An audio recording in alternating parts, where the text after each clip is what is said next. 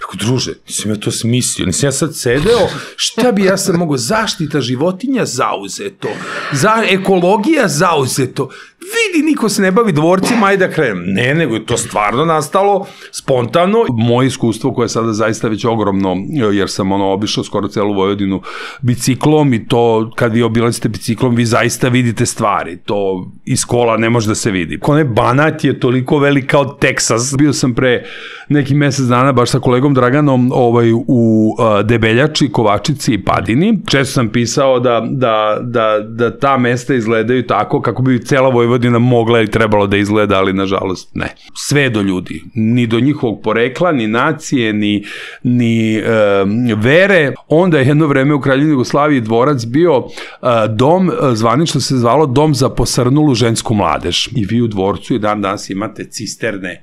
U Balskoj dvorani imate cisterne sa kiselinom, imate navaljen lift na zadnju stranu dvorca, teretni. Dom kulture koji pominješ u Bešenovu je bukvalno scena za horor filmove, svaki hollywoodski reditelj bi došao i rekao, ovo mi treba. I svi su se izmakli i najreprezentativniji srpski dvorac je ostao u jednom momentu u martu 2021. Bukvalno da će ponovo se desiti kao 43. da će masa provaliti i opljačkati. Ako se ništa ne desi, a nažalost ne deluje mi da će se desiti u narednih par godina, ja mislim da je to sve trajno, nepovratno izgubljeno, će doći samo bageri kao na Slaviju i to sravnati. Najčešće muško ime u Srbiji Dragan, žensko ime Milica. Najčešće prezime, Jovanović. 12.500 funti je attempt fee. Znači, to je da pokušaš da oboriš. Ko je dovoljno lud, uvek mu se zatekne neki posao. Čovek ne sme da se opterećuje, to je neki moj savjet i slušalcima sa tim kako će ko da tumači i da gleda na to što ti radiš. Ako ti u to veruješ ili ako te to veseli, raduje, brate, radi, šibaj, i ovo će sve vremenom otpasti. Još podcast 1. Pozdrav svima, dobrodošli u Još podcast 1. Moje ime je Ivan Ćosić. Na početku, hvala vam što ste uz nas, hvala vam što nas slušate, što nas gledate. Ako nas gledate, recimo na YouTube-u, želeo bih da vas pozovem da se subscribe-ujete, jer negde 80% vas koji nas gledate ovim putem niste subscribe-ujeni na ovaj kanal, a to je najlakši način da dobre priče, dobrih ljudi dođu do što većeg broja ljudi, tako da vas pozivam da se subscribe-ujete. Takođe, ostavite neki komentar ispod videa, tako će video doći opet do većeg broja ljudi, jer mi je želja nekako da ove priče koje sam do sada obavio sa nekim sjajnim ljudima i priče koje planiram da snimam, da dođu do što većeg broja ljudi. U tome mi pomažu i sponzori, prvi od njih je Beans Kafa, uz koju razgovaram sa svojim gostima. Verovatno, ukoliko volite kafu, verovatno volite espresso. Zahvaljujući Beansu možete da imate espresso u svom domu ili kancelariji, da od Beansa naručujete mesečno neke super kafe u zrnu. Ako ste ikada želeli tako nešto, da imate espresso na dohvat ruke, Beans je jedan od načina kako možete to da imate na veoma jednostavan način, znači ne onako patrone i ostalo, nego prava kafa u zrnu koja se melje tačno tu u trenutku u malom aparatu u trenutku kada vam je potrebno. Naš drugi sponzor je Scandinavian Design Center. To su moji prijatelji koji su okupili jedan set skandinavskih brendova pod istim krovom i koji vam omogućavaju da sredite svoju kancelariju onako kako stvarno želite i onako kako može da vam pomogne. Investicije u dobru stolicu je investicija u vaša leđa i ukoliko često radite za računarom ili za kancelarijskim stolom, dobra stolica je uvek i ergonomska kancelarija je uvek dobro rešenje. Postoji i treći sponzor, to su moji prijatelji iz Grooming Mastersa.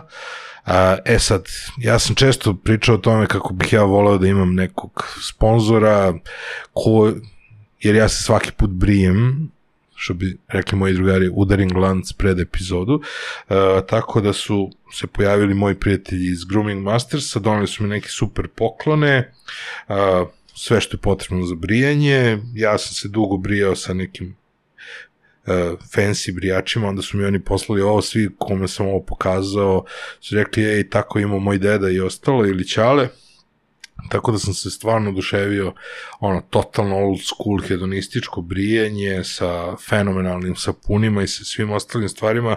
Onda sam pogledao i čitavu njihovu ponudu, imaju neke sjajne stvari, naročito ukoliko vam je potrebno, muškarci su uvijek teški za poklon, ukoliko vam je potrebno nešto kupite nekome za poklon, imaju sjajnih stvari, kako za održavanje brade, tako i za brijanje i za sve ostalo.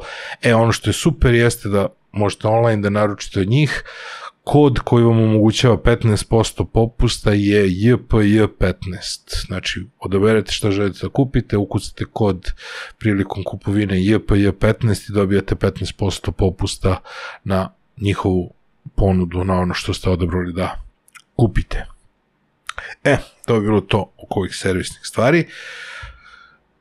U ovoj epizodi moj gost je Robert Čoban, novinar, izdavač, poznato ime iz sveta medije i sveta društva. Često ga možete gledati kako prelistava novine na mnogim jutarnjim programima. Jako se dugo poznajemo i jako dugo ga pratim na društvenim mrežama i nekako dve teme kojima se on bavi su nekako provučene samo kroz društvene mreže, na velikim medijima, na televizijskim programima nikad ne stiže o tome previše da priča, a mene jako interesuju. Jedna su ti neki događaji koje stalno pravi, a druga tema su zapravo dve mini teme jednu u drugoj, a to su Biciklom kroz Vojvodinu i Dvorci Vojvodine, odnosno koliko je ta neka baština koja je ostala i koja je zapuštena dosta u Vojvodini, koliko možemo nešto da uradimo, da više pričamo o tome kako bismo taj deo kulturno-istorijskog nasleđa sačuvali. Tako da, kad smo se sreli u maju mesecu, onda smo pričali na ovu temu. Robert mi je pomogao da dovedem nekoliko gostiju ovde, hvala mu na tome i konačno smo sve to dogovorili da ga ugostimo ovde. Nije imao puno vremena, ali verujem da će dolaziti još koji put. Uživajte u ovom razgovoru. Pa ajde počnemo od toga, kako bilo na regati. Na Novosadskom karnevalu brodova, pa bilo je super, Bog nas je pogledao po pitanju vremena, znači u odnosu kako je bilo dan kasnije, već neviđena kiša i oluja, u subotu je bilo super vreme, pošto radimo prvi put, onako bilo je uštimavanja šta, kako, gde će krenuti, kako će se iskrcati, ali se puno baš vlasnika čamaca javilo i to je neka ideja, znači da tu pred kraj sezone se promoviše taj neki jedriličarski nautički turizam u Novom Sadu i Vojvodini i znači krenuli su od štranda, napravili krug Dunavom ispod tvrđave do Oficirca i iskrcali se tamo preko puta Petrovaradinske tvrđave na pristanu Gradskog zelenila i tu imali smo duvačke orkestre, tamburaške kao zabavu, onako bilo je baš opušteno. A bilo je tako nekih stvari ranije? Postoji regata Voda Vojvodine gde oni idu po kanalima po celoj Vojvodini, mislim po Banatu i Bačko, tako tu gde ima kanala. I postoji beogradski taj karneval brodova, postoji beogradski karneval brodova, a ovde moram da kažem da je došlo na vrlo spontan način, kako smo mi uopšte, pored milion stvari koje organizujemo, sad nam je samo falilo da se cimamo sa brodovima, ukrcamo i iskrcamo. Prijateljica iz tržnog centra Big, s kojom smo imali super saradnju kad smo obarali, ne znam si to ispratio, Guinnessov rekord, Milica Jovanović, da. Pijemo kafu i ona kaže, to smo, oborili smo Guinnessov rekord i ona kaže, Big je pokrovitelj karnevala u Pančevu, Pančevskog karnevala, koji ide kroz grad i završava se koncertom ispred Biga. I oni su imali ideju neku da urade tako nešto u Novom Sadu. Big u Novom Sadu je prilično dislocirane. Gde je Big u Novom Sadu? Ima, znači tamo kod kanala, znači skroz negde na kraju grada. Dislociranje i da bi se došlo do njega od centra trebalo bi tipa 100 karnevalskih trupa, te ulice su dosta ružne, morali bi se zatvore neke ključne saobraćajnice prevodnice i bio bi logistički nightmare.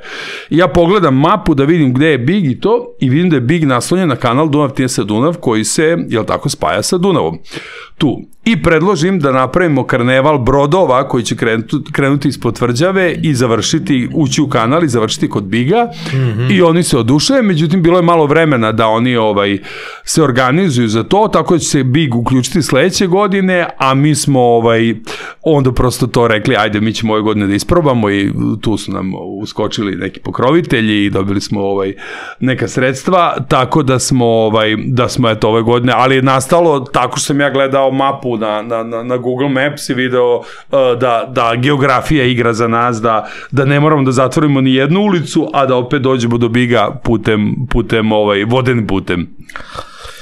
Pričao sam sa Denisom Kolundžijom baš o tome koliko su ti naši stari kanali zapušteni. To je zaista...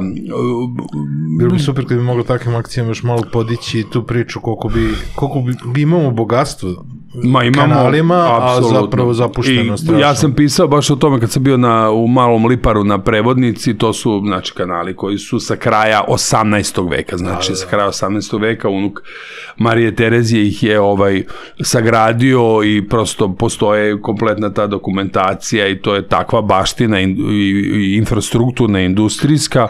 Međutim, evo konkretan primer Vrbas, znači koji je nekad bio industrijski najrazvijeniji grad sa Kikindom, zajedno je bio na nivou slovenačkih opština, slovenački po BDP-u.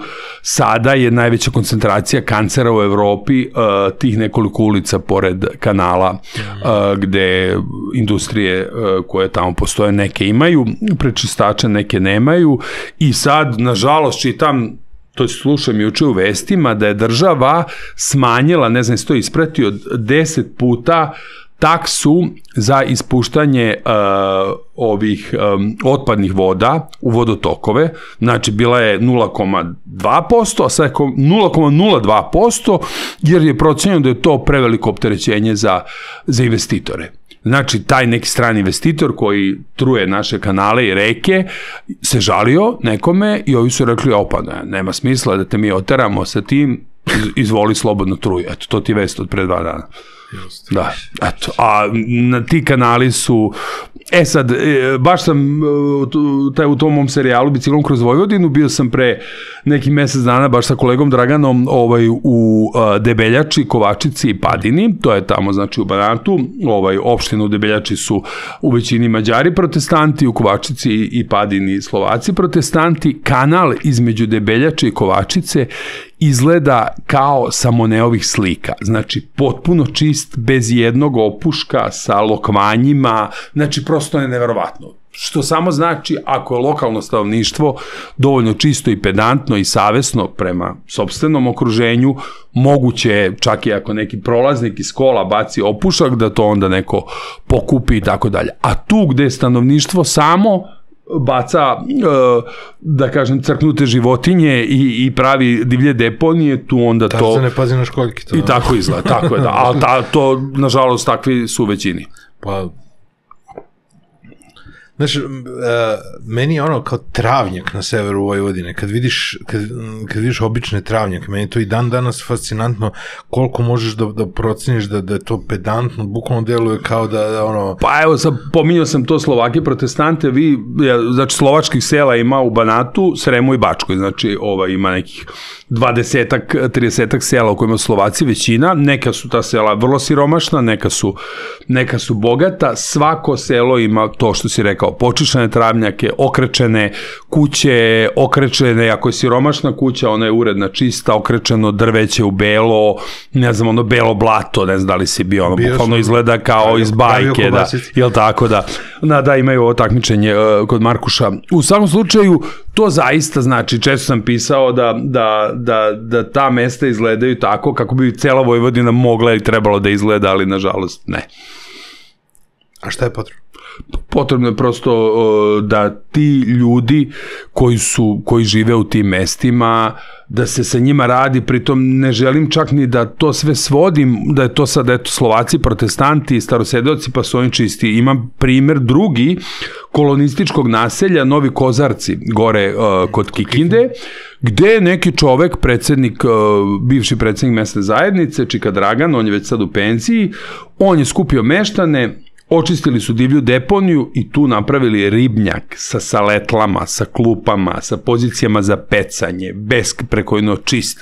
Znači, eto, nisu Slovaci, nisu protestanti, nego su neki kolonisti doseljeni iz Bosne, ali je jedan čovek bio dovoljno svestan. Znači, sve do ljudi. Ni do njihovog porekla, ni nacije, ni vere. Naravno, ako pričamo o Slovacima, tu sam uvek ističem stvarno njihovu pedantnost i vrednoću i čistoću tih sela, ali zaista moje iskustvo koje je sada zaista već ogromno, jer sam obišao skoro celu Vojvodinu biciklom i to kad vi obilazite biciklom vi zaista vidite stvari. To iz kola ne može da se vidi, prosto. I na biciklu možda da staneš kada... Na biciklu možda staneš, dovoljno si brz da mi, recimo, znali smo i po 80 km da napravimo krug u toku jednog dana, s tim što mi stajemo, pričamo s ljudima, fotografišemo, ručamo, doručkujemo, znači nije to sad neki sprint kroz ta sela, ne, znači svuda se tu provede neko vreme, znači bicikl je idealan što je dovoljno brz, a opet,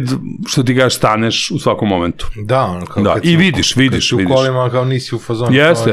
Da li da stanem, komplikovano, da ćeš parkirati, da. Gde ću parkiramo bicikl. Kako to krenulo uopšte? Pa to je krenulo baš u koroni, znači to je krenulo u negde aprilu 2020. Mislim, naravno imao sam ja bicikl, vozio sam bicikl i ranije, ali čitav taj serijal koji je prosto postao u Dnevniku sada već 3 godine, mislim da izlazi svake nedelje u Nedeljnom Dnevniku jedna strana te reportaže i puno sam pisao i za Vreme i za neke druge magazine na osnovu toga. Bio lockdown, ili tako, april, maj mesec, zabranjena putovanja izvan zemlje, nisam ni u Beograd dolazio, a takav sam kakav sam, ne drži me mesto, moram negde nešto da se muvam, da radim. I putovati se mora i onda smo kao krenuli to, ajde, sećam se čak u neka sela smo išli do policijskog časa koji je počinjao ne znam u koliko sati. I pokazalo se da stvarno u nekim selima gde nam na pamet nije palo šta sve ima, da smo videli neviđene stvari i jedno od prvih tih putovanja je bilo Novo Miloševo, Beodra, bivša gore iznad Novog Bečeja, koje prosto ne mogu da nabrojim, ovaj podcast je prekratak šta sve tamo ima, od tog ogromnog dvorca Karačonji do kuće porodice Popov, dakle, je li tako, James Bond nastao, do muzeja Kotarka preko puta, dvorca, znači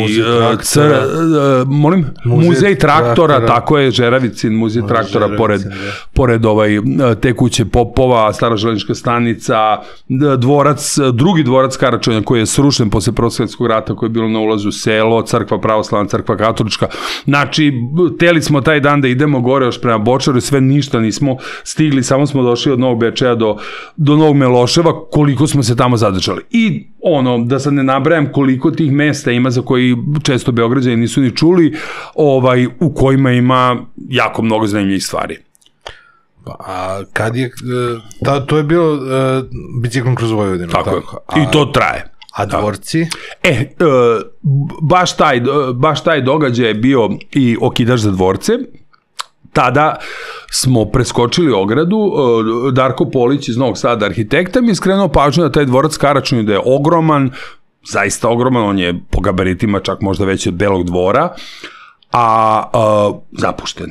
I mi smo preskočili ogradu, ušli u dvorac, ima dvorski park koji je prosto vidiš tu neku eleganciju i lepotu čije samo tragove više jer je sve zapušteno i te skulpture i fontane kao iz one pesme Atomskog skloništa, da li je dozvoljeno razgledanje vašeg vrta.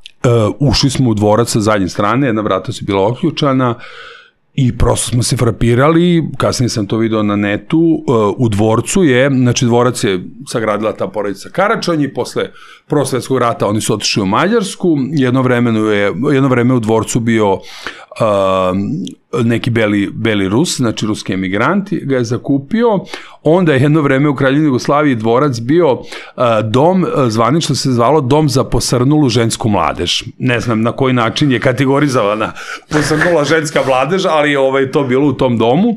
posle rata škola, ima na jednom zidu dečiji crteži, a onda je 1980. neko došao na genijalnu ideju da u dvorcu otvori hemijsku fabriku. I u dvorac se usela hemijska fabrika Hinom, znači hemijska industrija na Novom Miloševo, i vi, koja je bankrotirala 20 godina kasnije, 2000. I vi u dvorcu i dan danas imate cisterne.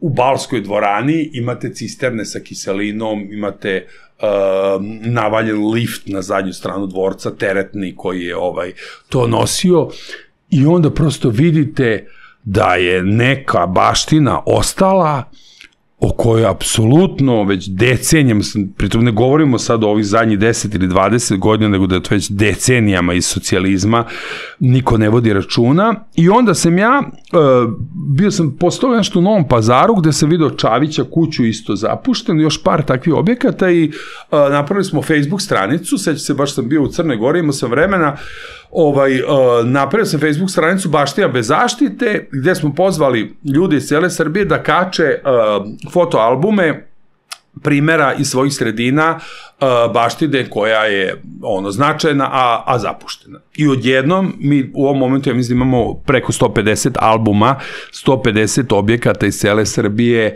koji su zvanično na spiskovima Zavoda za zaštitu, a u suštini su u katastrofalnom stanju. Većina su tu dvorci, ima puno rodnih kuća, recimo, ne biste verovali kojih sve poznatih ličnosti, da su u groznom stanju. Ima čak slučajeva, Novak Radonić, znači je rodna kuća u Molu njegova. Ako odete na sajt Pokrajinskog zavoda za zaštitu spomenika, vidjet ćete da je to kao kulturno dobro velikog značaja. Rodna kuća u prirodi ne postoji, srušena je pre nekoliko godina, sama je pala od sebe. Isto u Starom Slankamenu rodna kuća doktora Đorđa Natoševića na sajtu postoji, u stvarnosti ne postoji, srušila se. I to, nažalost, govori o našem odnosu prema baštini. Nešto kasnije, kada je Maja Gojković postala ministarka kulture, na inicijativu Tome Momirovića, moram da kažem, tada ministar građevine, je formirana ta zvanično radna grupa Dvorci Srbije, koja je počela se bavi tom tematikom. Mi smo tu stvarno vrlo sa entuzijazmom krenuli. Ja sam francuskom ambasadoru, tadašnjem Falconiju, doneo baš sve te papire i on se jako zainteresovao, obavestio francusku ministarku kulture, koja se ponudila da njihovi eksperti dođu. Oni su došli, pogledali neki short list od 30 dvoraca, obećali neka sredstva Evropske unije, međutim to jedan talas korone, drugi talas korone, rat Ukrajine i sve to, nažalost, ide vrlo sporo. Ja lično mislim da mi ne treba čekamo ni francuske eksperte, ni evropske pare, nego da prosto to treba da uradimo sami od sebe. Dvorci propade, na način kako su radili.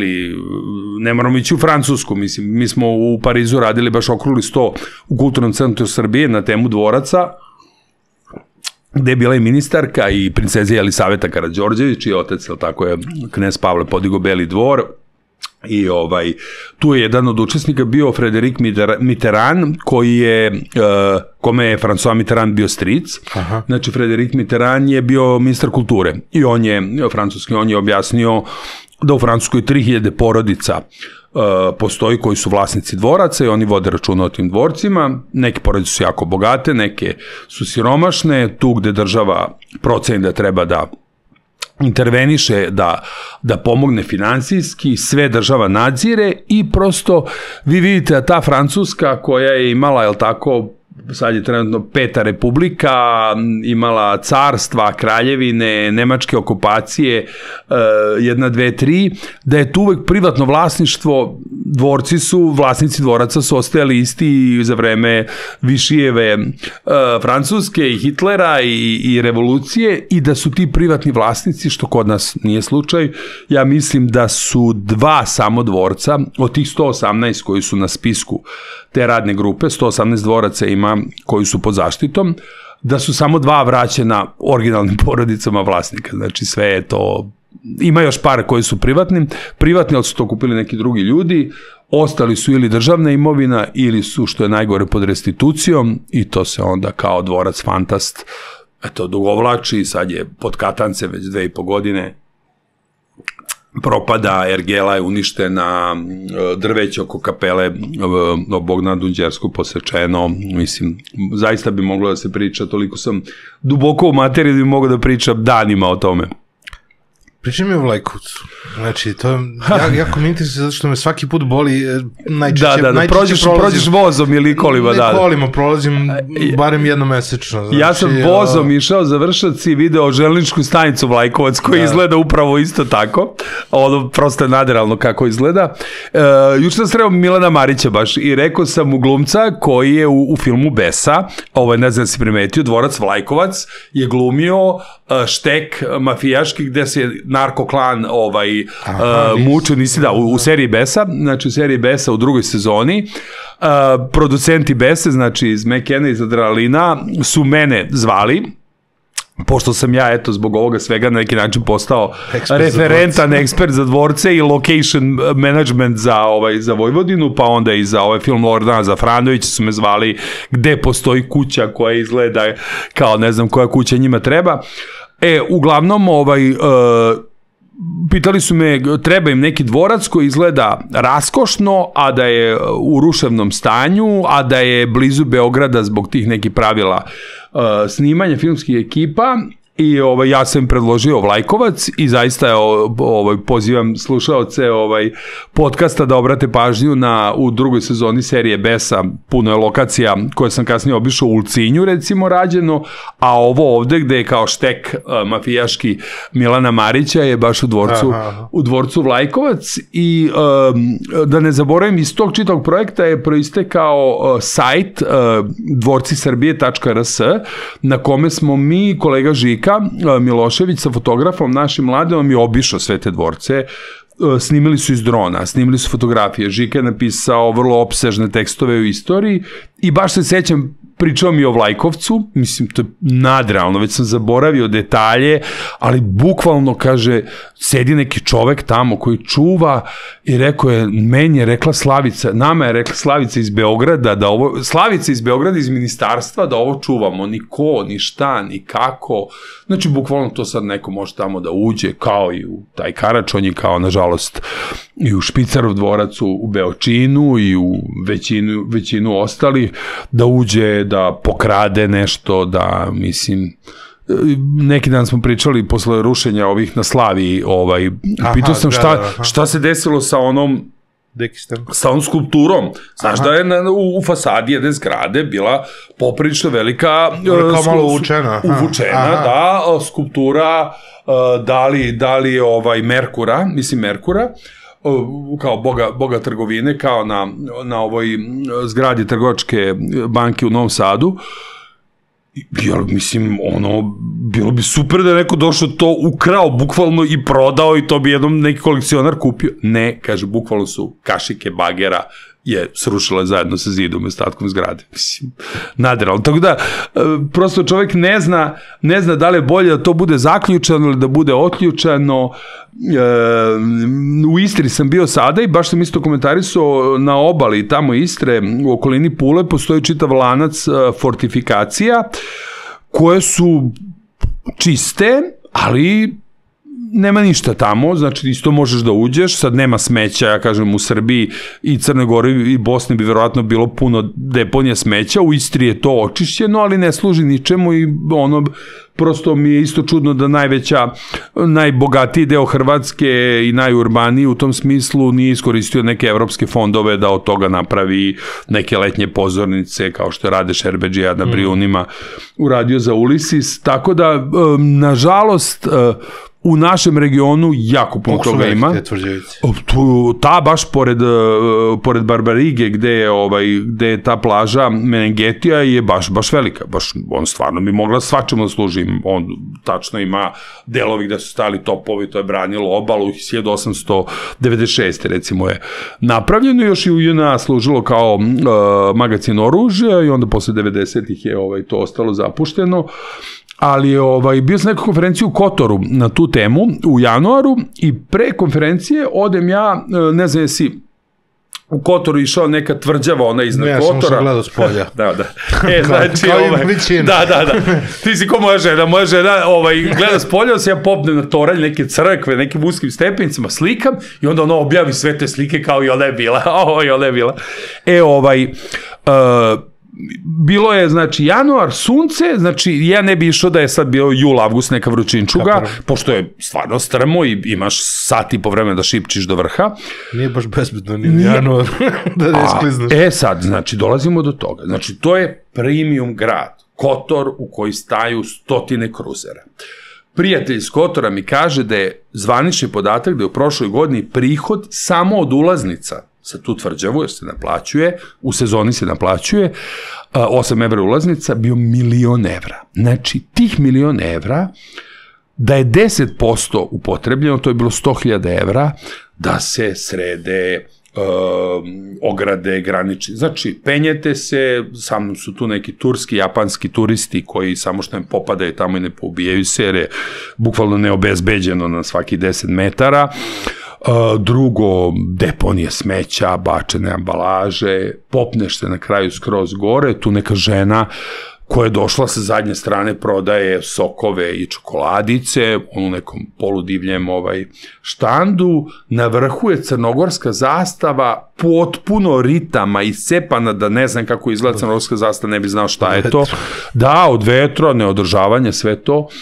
I ti vidiš, znači, da imaš nešto što ti ostavila Mletačka republika, Austro-Ugarska, i da ti to naplaćuješ i tebi je taj grad glavna turistička atrakcija u Crnoj Gori i ti ne želi, i ja to dođem i kažem na panelu, gde je ministarka kulture sedi u prvom redu Crne Gore, i kažem, ali ništa bolje, dolazim iz grada koji je bio evropska predstavnica kulture prošle godine i koji u ništa boljem stanju nema Petrovaradinsku tvrđavu. Nažalost, ona noću, ko vidi, ko ne vidi, ta 4 dana egzita, razumeš, možda izgleda lepo, ali preko dana, vlaga, klima urećaj izbačeni pored prozora, divlje deponije, porušeni zidovi, korov, zapušteno, nema jedinstvenog preduzeća kojem bi...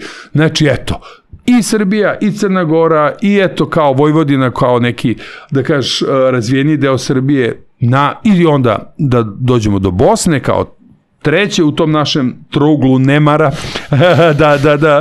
da parafraziram Triangle of Sadness, film, u tom našem trouglu nemara Bosna, odem u Sarajevo i sad kad iz pravca Jahorine idete u Sarajevo, sa desne strane na proplanku je velika kasarna Jajce, znači ne možete da ne vidite, iz 1916. Znači, malo pre Prvog svetskog rata je počela da se gradi, koje je posle 90-ih, posle rata, ostalo tu valjda nerešeno, to federacija, državna zajednica, šta god, to stoji zapušteno, poznata je u filmovima po tome što je to mesto s kojeg je izgovoreno Das ist Walter u Walter brani Sarajevo, i dušu dalo za neki super luksuzni spa hotel u tom ambijentu s tim pogledom, ništa isto stoji tako razvaljeno, jer neka 2-3 nivoa vlasti ne mogu se dogovore. I eto, u Hrvatskoj je nešto bolje, u Sloveniji već mnogo bolje, bio sam u tom dvorcu Zemono, gde onaj čuveni kuvar Tomaš Kavčić ima taj svoj restoran, koji isto, to je neka patricijska palata iz čak 17. veka, iz 1690. koju on digo kredit, uzeo, sredio i napravio dvorac sa 2 Mišlinove zvezdice. Ali aj mi povuci paralelu između tog koncepta kako u Francuskoj čuvaju dvorce i koncepta kod nas. Ok, kod nas je to problem čije je. Kod nas je problem za početak čije. Ali isto tako država može da napravi lex specialis i da kaže dok se ne reši čije je, ovako je. Evo ti konkretno, tu je case tog fantasta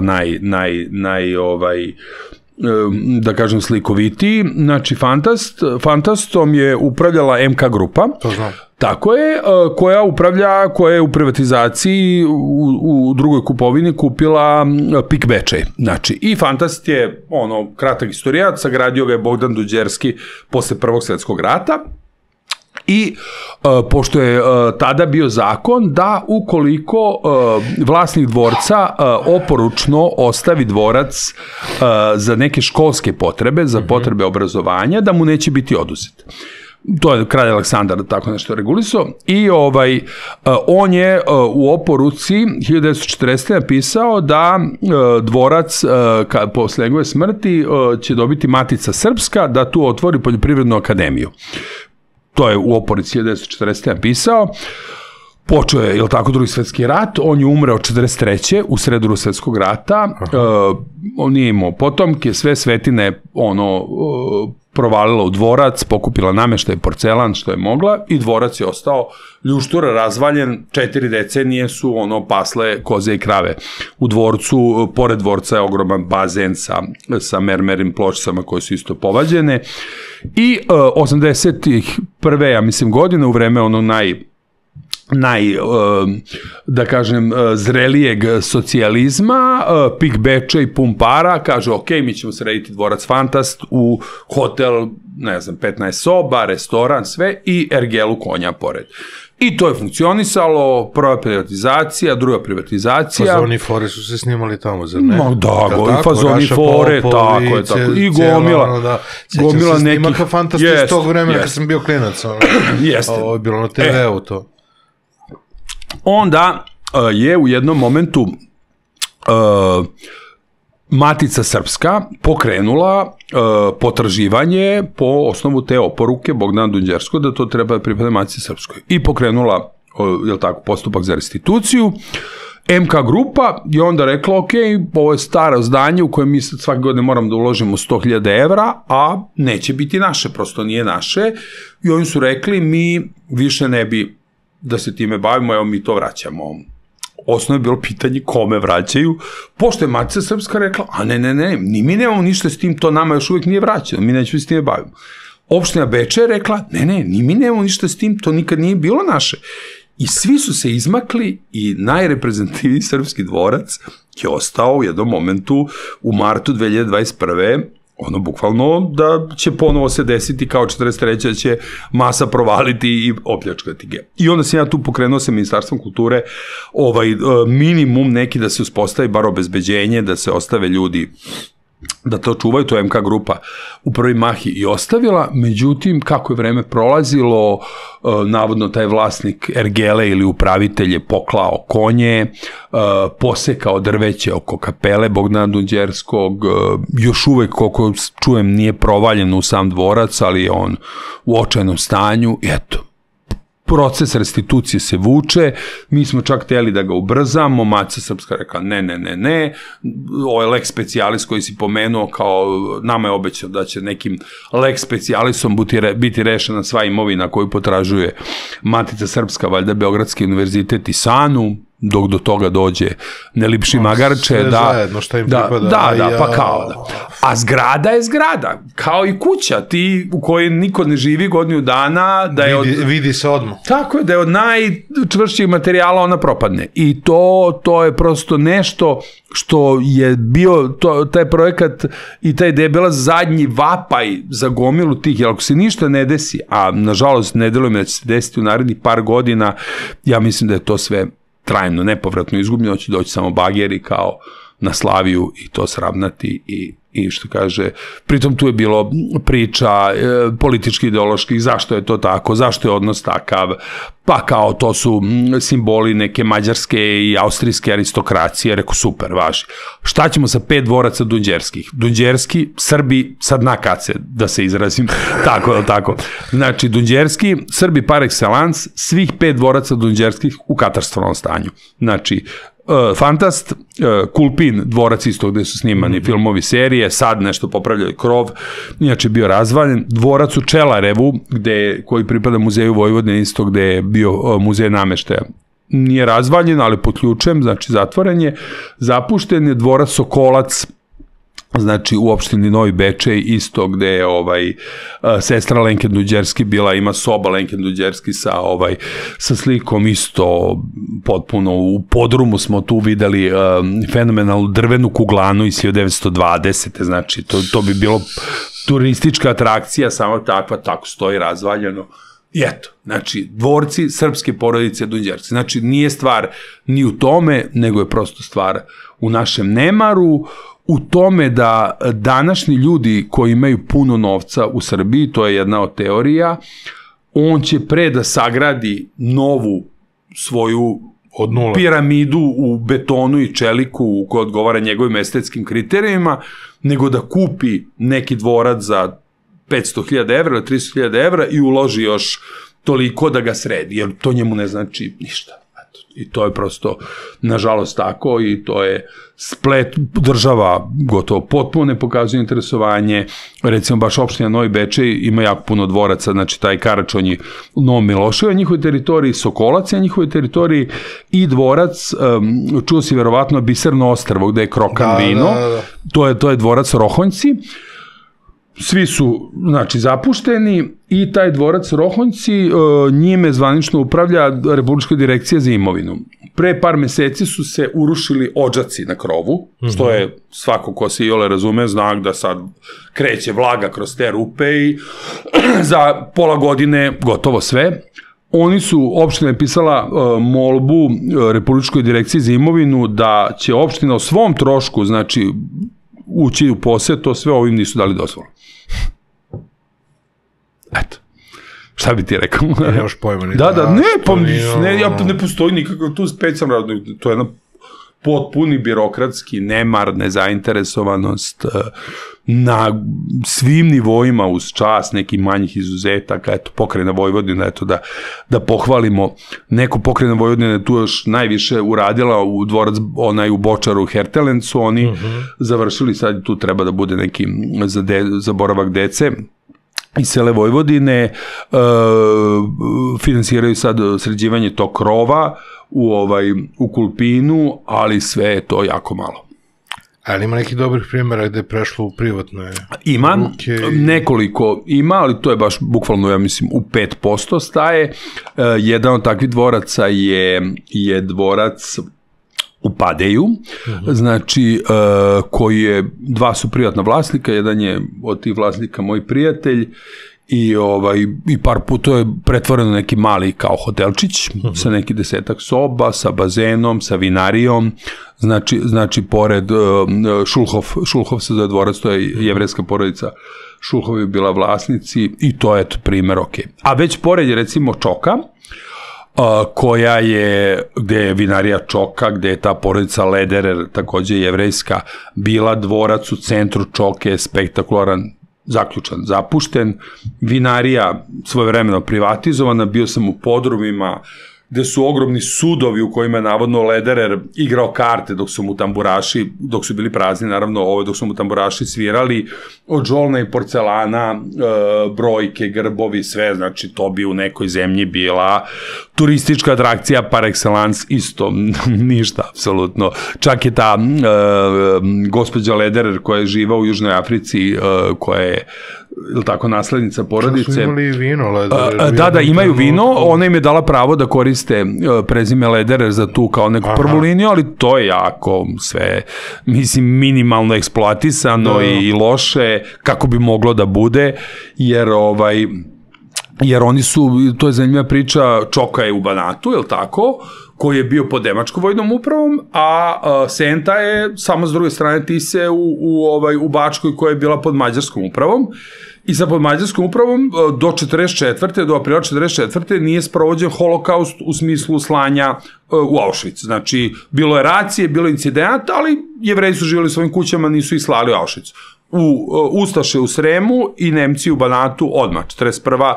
sve, ono, bukvalno su, i ovi Ledereri beže preko Tise iz Čoke u Sentu i tako prežive rat i posle rata su otišli u Južnoafričku republiku i ta gospođa je Magda, mi se zove, živa, ima 96 godina i ona se odrekla prava na dvorac i na vinariju i rekla je kao to njoj ne treba, neka zemlja je vraćena u restituciji koja je prodata, ali hoću da kažem, znači to su sve tako neke krhotine, neki ostaci, neke slave stare u Odžacima, kad sam bio, sam radio, Ertl se zvala porodica Nemačka iz Odžaka i jedna baka koja je potom te porodice živi dalje u Odžacima, udala se za Mađara pa je tako uspela da ostane, da ne završi u logoru.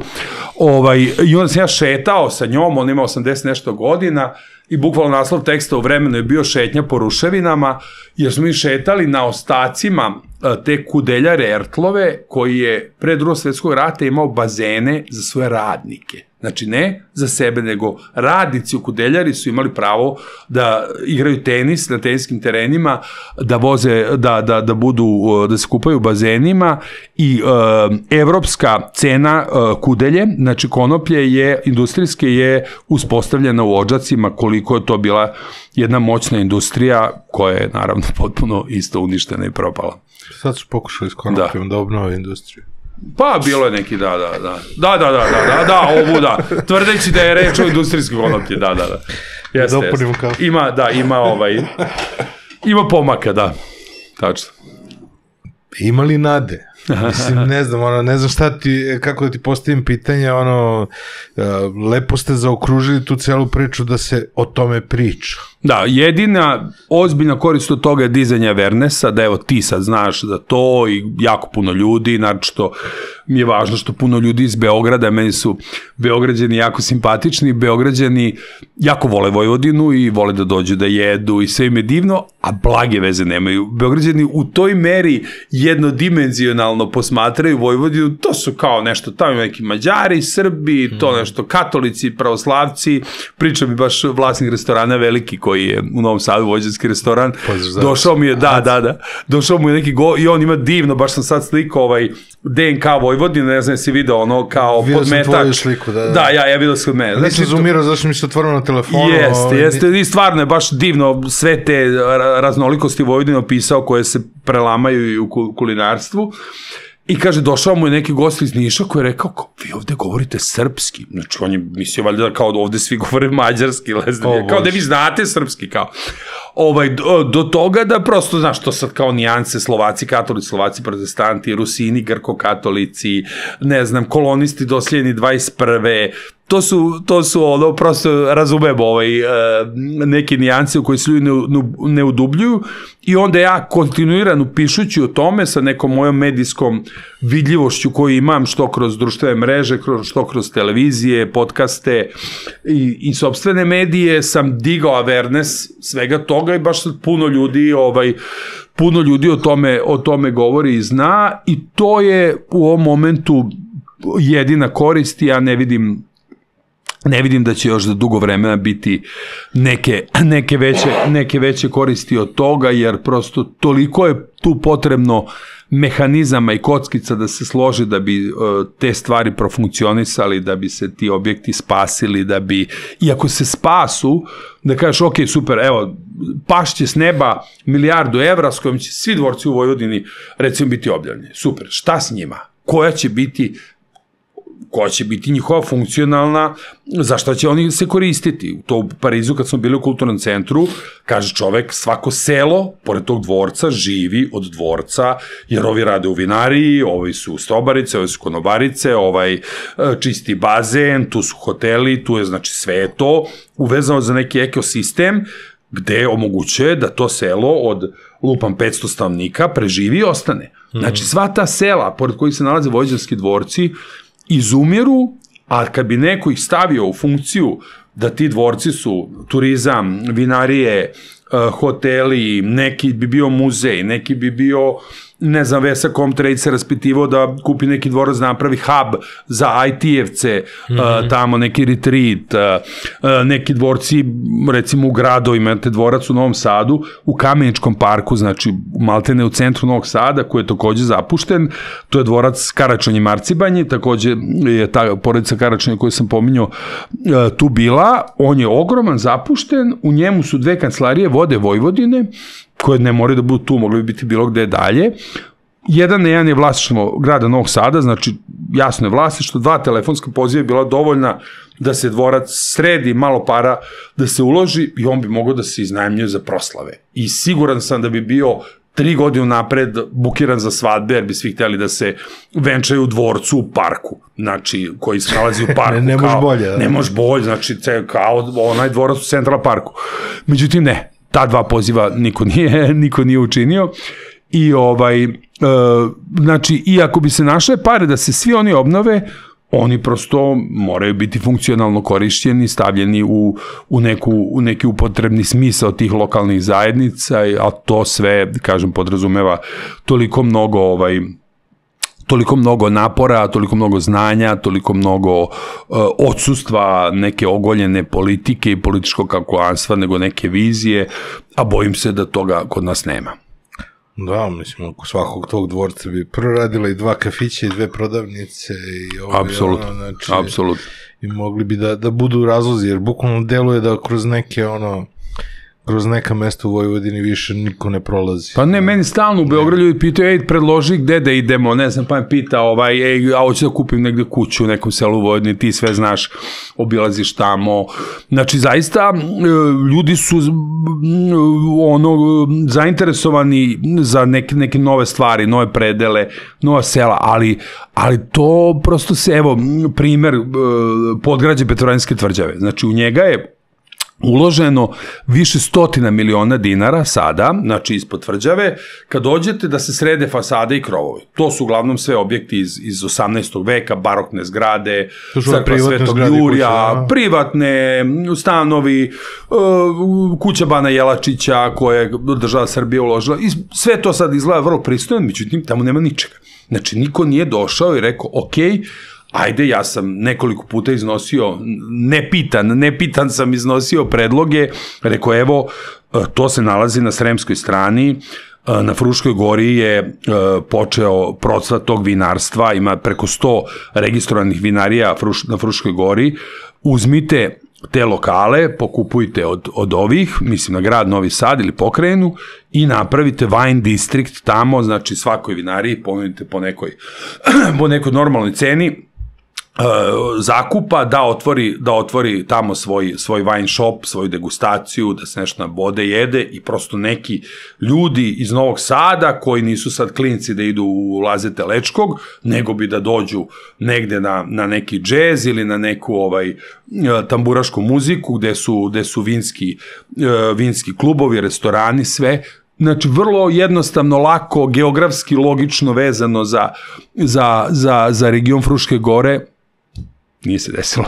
Mislim, ne mora to, može bilo šta drugo, ali hoću da kažem, znači, silne pare su uložene i to sastoji, saobraćaj nije zaustavljen, mislim, nije pretvoren u pešačku zonu što bi trebalo, i bojim se za godinu 2 će ponovo sve propasti. Pa to je, nažalost, znaš, čak i kad se povuče neki dobar potez, često taj potez vremenom biva anuliran. Zato što je sve bazirano na nekim svetlim pojedincima, treba baš da pišem tekst za vreme o nejevrejima u Vojvodini, koje sam sretao, a koji volonterski održavaju jevrejska groblja u Vojvodini. Vrlo interesantno, baš onako ima različitih slučajeva, i to su neki divni pojedinci iz neke Bele crkve, Češkog sela, iz tamo Stare Pazove, koji su mali ti neki svetionici koji ulažu svoju vreme, energiju, veze, novac da bi nešto održavali. I tu odmah bljesni, odmah vidiš da je to sad neko tu, nešto, taj se zove dečko Emanuel Veverica iz Češkog sela, koji se time bavi, mlad je, 29-30 godina, stvarno je redak primer mladog čoveka da ga to interesuje. On i njegova devojka tamo žive u Češkom selu koji ima otprilike 15 kuća.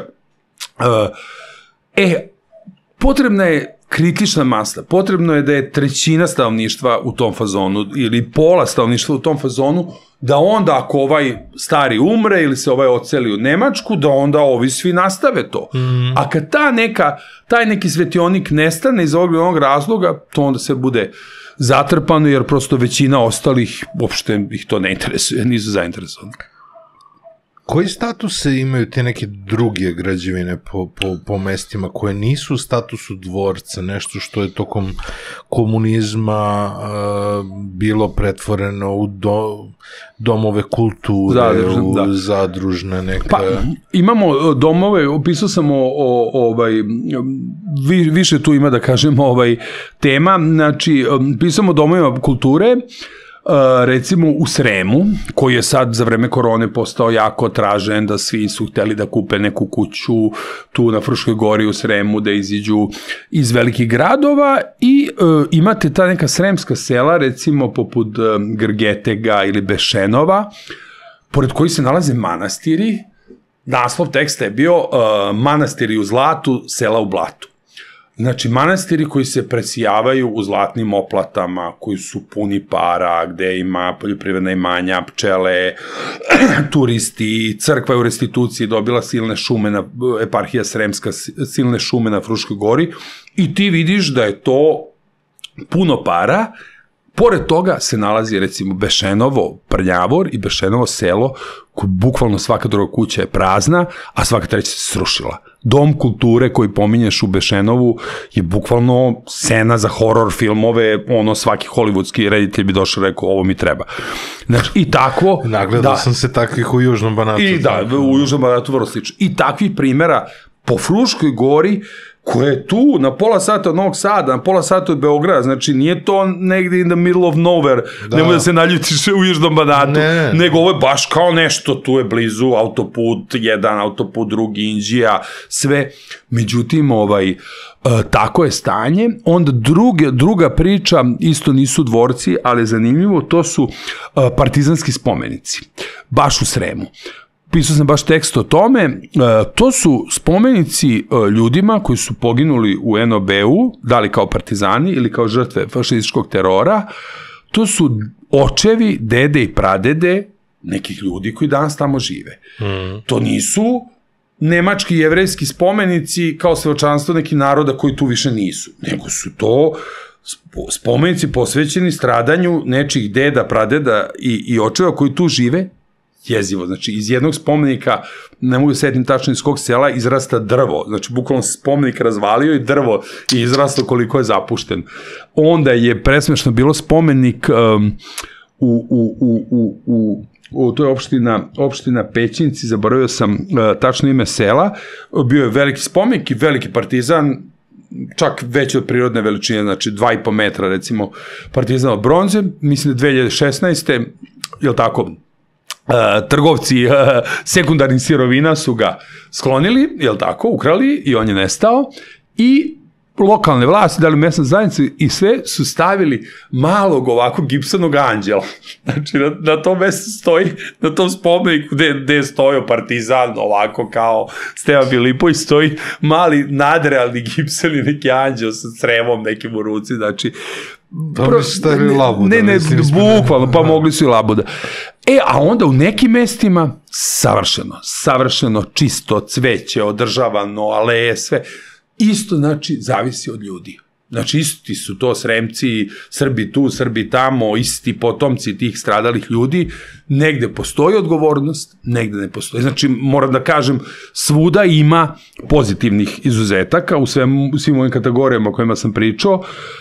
Međutim, sve se to kreće u neki 5 do 10%. I sad, evo, da ponovo pohvalim... Šta mi čudi me što ne postoji to kao model. Znači, ne postoji varijanta kao, znaš, kao Robert je ovo uradio u Novom Sadu, pa ja ću da uradim ovde u Stepi, znaš, kao... Pokrajinska vlada, evo, to sam htio da kažem, pokrajinska vlada je baš, evo, možda i pod uticajem mojih tekstova, jer stalno bombardujem s tim, je otvorila sekretarijat za kulturu Pokrajine Vojvodine posebnu liniju baš za domove kulture. Znači, i mislim da su neke domove kulture obnovljeni iz tih konkursa. Međutim, znaš kako, to se prosto vidi u tim domovima kulture, tamo nema dece, nema ljudi, nema za koga. Pitanje, bukvalno je pitanje za koga. Moj sestrić je pre 2 godine bio jedino dete u 1. razredu. U kom mestu?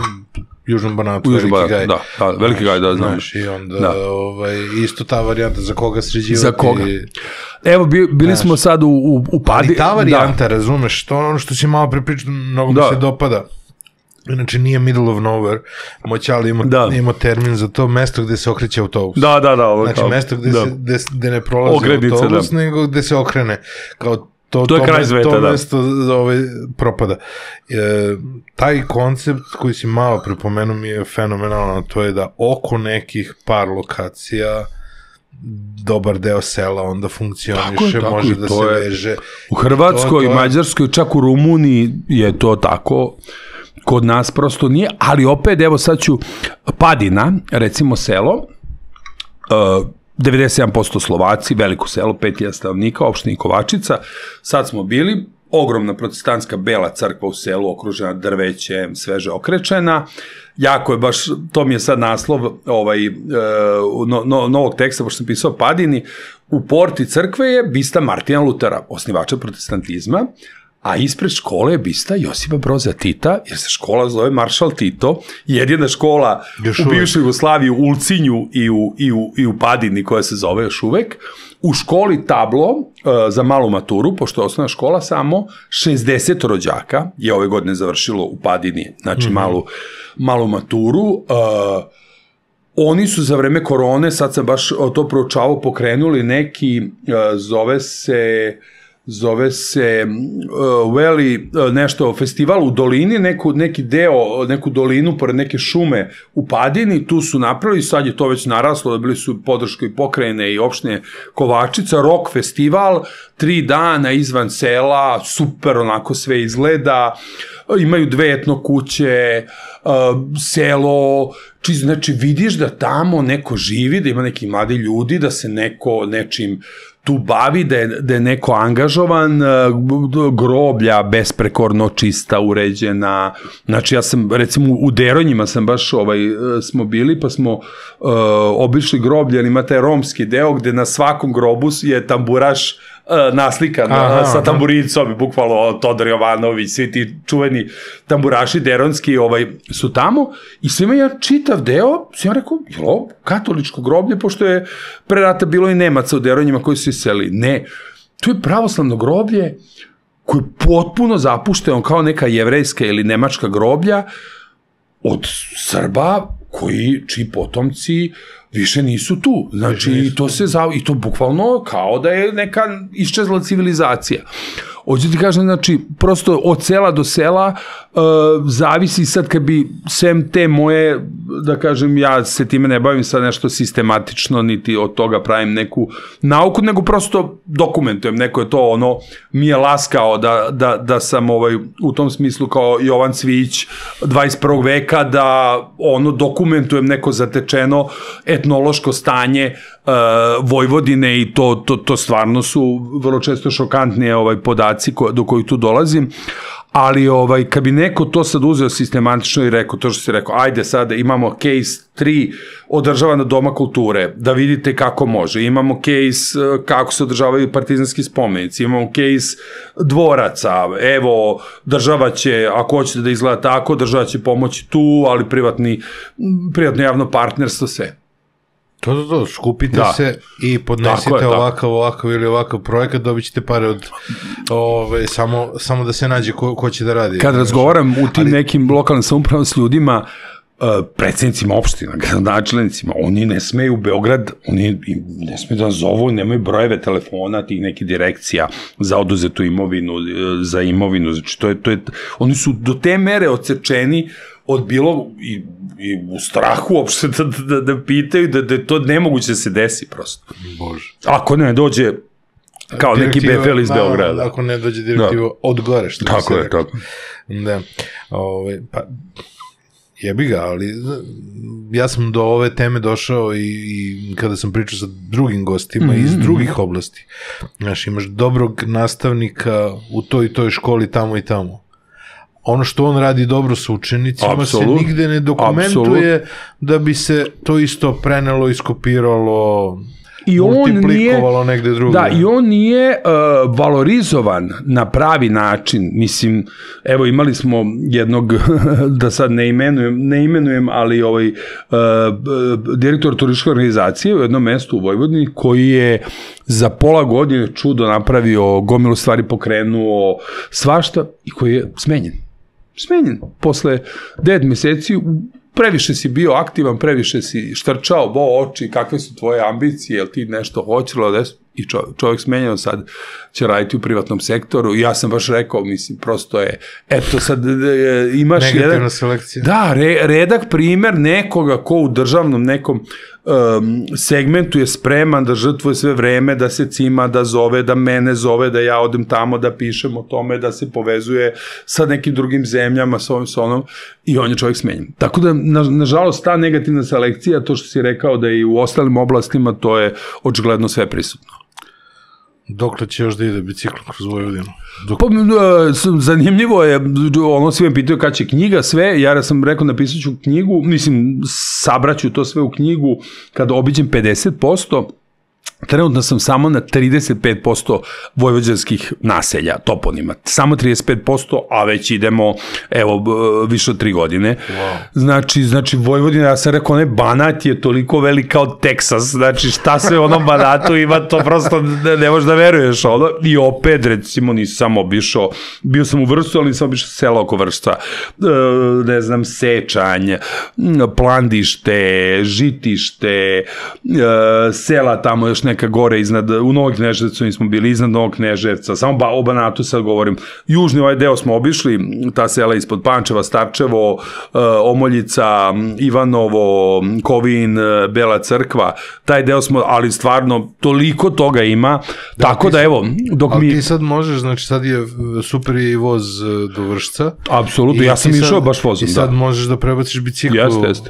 Jeste, ne, išao sam, mi kad idemo negde dalje, naravno ne vozimo sad bicikl od Novog Sada do Srpske Crnje, nego natovarimo bicikle na auto, dođemo na jednu lokaciju, ostavimo tu auto i onda napravimo krug od recimo 80 km i vratimo se. Vidio sam da si pričao za Sokola i za biciklu. Ne, za Sokola, to mi je stvarno... Sokol plus bicikla, plus ono, i Vršac je isto dobro. Apsolutno. Da, u Vršac smo išli, ima 6 polazaka dnevno, sat i 45 minuta, traje.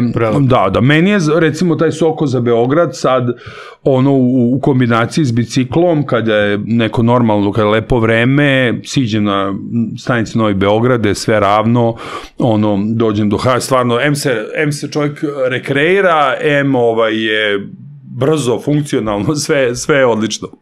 Meni je praktično neverovatno. Jeste. 35 minuta. Ne, i to je stvarno, ja sam rekao, iz moje vizure to je nešto najbolje, vidim kako ljudi reaguju, vidim tu koliko ima Rusa, ovih koji žive tu na relaciji Beograd-Novi Sad, koliko ima poslovnih ljudi koji više ne moraju da se cimaju kolima, linijskim taksijima, da tu sede u zatvornom prostoru sa 5 nepoznatih ljudi, nego gospodski sednu i za pola sata su u Beogradu.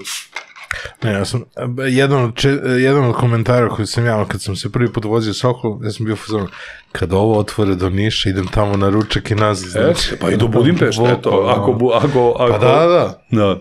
Subotica, Budimpešta, Niš, ako to bude bilo... I čini mi se taj deo koji Kinezi rade isto gore prema Subotici, da dosta lepo napreduje, baš sam tu obilazio kod Zmajeva, i kod Stepanovićeva, vidim da se radi, tako da bi trebalo za godinu i po dana da bude.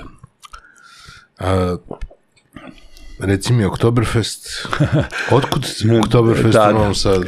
Oktoberfest u Novom Sadu, pa mislim da je sve počelo tako što je Nemačka privredna komora ovde u Beogradu, AHK, organizovala Oktoberfest, uvek sa nekim sponzorima, Mercedesom, BMW-om, nekim nemačkim firmama, mi smo odlazili na to, videli kako to izgleda i onako bilo nam je zanimljivo i tu je prosto neka poveznica, sve 3 velike industrijske pivare u Srbiji su na teritoriji Vojvodine, znači Carlsberg u Čelarevu, Heineken u Novom Sadu i Apatinsko u Apatinu. U Vojvodini postoji tako ta tradicija preko tako vođanskih Nemaca, i ta neka konekcija, i onda smo tu imali zaista razumevanje i grada i pokrajine i svih tih učesnika, puno malih kraft pivara i eto, ovo će biti već druga godina da se ispred promenade tamo, tržnog centra promenade na bulevaru podigne šator i tu, znači 6. i 7. oktobar. 6. i 7. oktobar, Bilo je komentara kao Oktoberfest sa AliExpressa. Da, pa naravno, mislim što kaže Oktoberfest u Minhenu je... Može da bude jači, šta treba? Ne, postoje, znači ljudi ne znaju, Oktoberfestovi postoje, osim u Minhenu gde je najveći, po celom svetu. Znači gde god ima ili Nemaca ili nekog nemačkog heritage-a kao kod nas, znači ima Oktoberfest u Brazilu, to sam se smejao, u Budvi smo jednom radili Oktoberfest dole na onom šetalištu, outdoor je bilo kraj septembra meseca pod vedrim nebom i bile su palme i dve devojke u bavarskim uniformama ispod tih palmi. Ja rekao, mora da je ovako izgledao Oktoberfest u Brazilu 46. godine kada su ovi došli. Da, pošto sam bio na olimpijskim igrama u Riju, pa smo putovali u Petropolis, koji je carska prestolnica Brazila, neki sat vremena u džungli, i prolazimo pored billboarda, neki restoran, nemački, osnovan 1946. Rekao, baš sam iznenađen sam. Tako da u Americi, u mnogim gradovima, gde god postoji tog nemačkog iseljeništva, postoje Oktoberfestovi u zavisnosti, ili tako, od, ja kažem, kod nas je veliko pivo, ne znam, 2 evra na Oktoberfestu u Minhenu gde sam bio 2012. sad, mislim, 11 evra čak Da, veliko pivo i sve ono što kaže. Kakva zemlja i kakvo tržište, takav je Oktoberfest, mislim. Tako da jasno je ko da nije sa Oktoberfest neka autentična lokalna manifestacija, nego je prosto neki način i te konekcije sa nemačkom privredom, tu učestvuju dosta te nemačke firme koji zakupljuju stolove, znači koji imaju tu i neke svoje team buildinge i tako, prosto neka konekcija i predstavnici nemačke ambasade. Evo sad baš su dobili potvrdu da će zamjenik ambasadorke govoriti na otvaranju, to kao imaju, otvaraju pivsko bure i tako. To je... Poziv svima. Da 6. i 7. Evo sad baš sa Srbija vozom, koga ponovo pominjemo, dogovaramo, oni su za Exit imali onu kampanju da su uveli dodatne polaske, znači tokom cele noći tih dana kad je bio Exit da je moglo da se ide, a pošto recimo se Oktoberfest završava u 1 posle ponoći, dogovaramo sa Srbija vozom da uvedu još jedan vanredni polazak iz Novog Sada za Beograd, recimo u 15 do 2, da ljudi mogu da odu i vrate se i prosto da ne voze pijani. To je lepo. I to je prednost. Pa jeste, apsolutno. To je prednost velika. A šta ste još pravili od tih nekih uličnih stvari? Bilo neki božićni kao što je... Redovno radimo te Christmas markete, u Božićna čarolija se sad zove, tamo isto je ispred promenade, to su isto neke stvari koje su manje više copy-pastovane iz evropskih predstavnica gde tu postoji duža tradicija iz Beča, ne znam, Praga i sličnih mesta. Sa lokalnim ja uvek insistiram da vi možete neke ideje pokupiti negde, ali morate dati lokalni flavor i lokalni smisao i najatraktivnija stvar je ta raspevana jelka, to je velika instalacija gde deca stoje poredana u obliku jelke i deca iz škola svaki dan u 6 sati pevaju božićne pesme na različitim jezicima, srpskom, engleskom, mađarskom, nemačkom, i tu smo stvarno imali prošle godine na 12-13 različitih jezika su horovi bili, to stvarno daje neku sliku Vojvodine i te multietničnosti i neke tolerancije, to je, mislim, onako baš lepa stvar. I pred koronu 2019. je Winterfest, taj naš koji smo radili, ušao u 10 najbolji po glasovima iz cele Evrope, u 10 najbolji, da, postoji svetska, da, baš poslaćete link evropska neka organizacija koja vrednuje svake godine te po različiti, po posvećenosti, po kreativnosti, naravno ovi u velikim evropskim gradovima su mnogo posvećeni i mnogo veći. Šta? Advent, da, u Zagreb recimo u regionu, dokaz da su radili najefektniju turističku povezanost Adventa sa Zagrebom, da sad masa ljudi odlazi u decembru u Zagreb, zato što su moj taj drugar Damjan Ljuština i njegova ekipa krenuli s tim fuliranjem pre neki 10 i više godina tamo u Tomićevoj ulici, pa polako ste tamo širili na Zrinjevac i sad je ceo Zagreb u decembru pretvoren u Christmas market. Pa to je. Jeste. I mislim to znači za turizam. Je vaša organizacija kad se prebaci u Beograd posle u januaru? Beograd je uvek, da kažem, komplikovan se tu, bukvalno svake godine se menjala neka vlast, te ovaj gradonačelnik, te onaj, te ovo može, te ne može, te ispred hrama Svetog Save u januaru smo radili, pa sad oni su rekli da više kao tamo neće da se drže, da to nije u duhu pravoslavlja. Što, možda nije, ali je ono kao ljudi hoće da proslavljaju i dolaze tamo i turisti i vernici i sve, iako smo to božnje se odsek od hrama uradili naravno u tom nekom, da kažem, pravoslavnom čitavom maniru, međutim Beograd je u tom smislu, evo sad smo prošle godine radili nešto na Ušću sa klizalištem, a onda opet nije bilo vreme dovoljno hladno, pa je klizalište tek 8. januara otvor. Uglavnom, verovatno ćemo raditi i ove godine, ali baš uvek je povezano sa nekim silnim komplikacijama. To su naše iskustva. Kakve si komplikacije imao za Milicu Jovanović? Pa za Milicu Jovanović to je stvarno to je jedan od najlepših i ovako najzanimljivijih kejsova koje sam već, dosadan sam sam sebi kad krenem da prepričavam. Pa ukratko, mlađa ćerka i ja smo gledali vesti, spremali se da gledamo neku seriju i gledali vesti na TV-u 1. novembra prošle godine i u vestima je rečeno da je juče u Japanu, 31. oktobra u Japanu, u Tokiju, oboren Guinnessov rekord najvećih broja ljudi sa istim imenom i prezimenom. Isto ime i prezime je bilo Hirokazu Tanaka. Znači 178 ljudi koji se zovu i prezivaju Hirokazu Tanaka. Ja kažem, Indiji, ćerci rekao, 178, ne znam, ne čini mi se to baš nešto neoborivo i neostvarivo. Odem ja na... Čudi me nije neki John Smith. Ne, odem na Google, da, prethodni rekord, kaže u vestima, je držala Martha Stewart. Znači, Martha Stewart je organizovala u okviru svoje emisije 156 Martha Stewart tada. Dobro, odem ja. Znači, postoje naravno mnogo više John Smithova, ali je poenta dovesti ih na isto mesto, u isti bioskop ili u neki zatvorni prostor da će svi pokazati svoje lične karte, registrovati, prosto zahteva neku organizaciju i logistiku.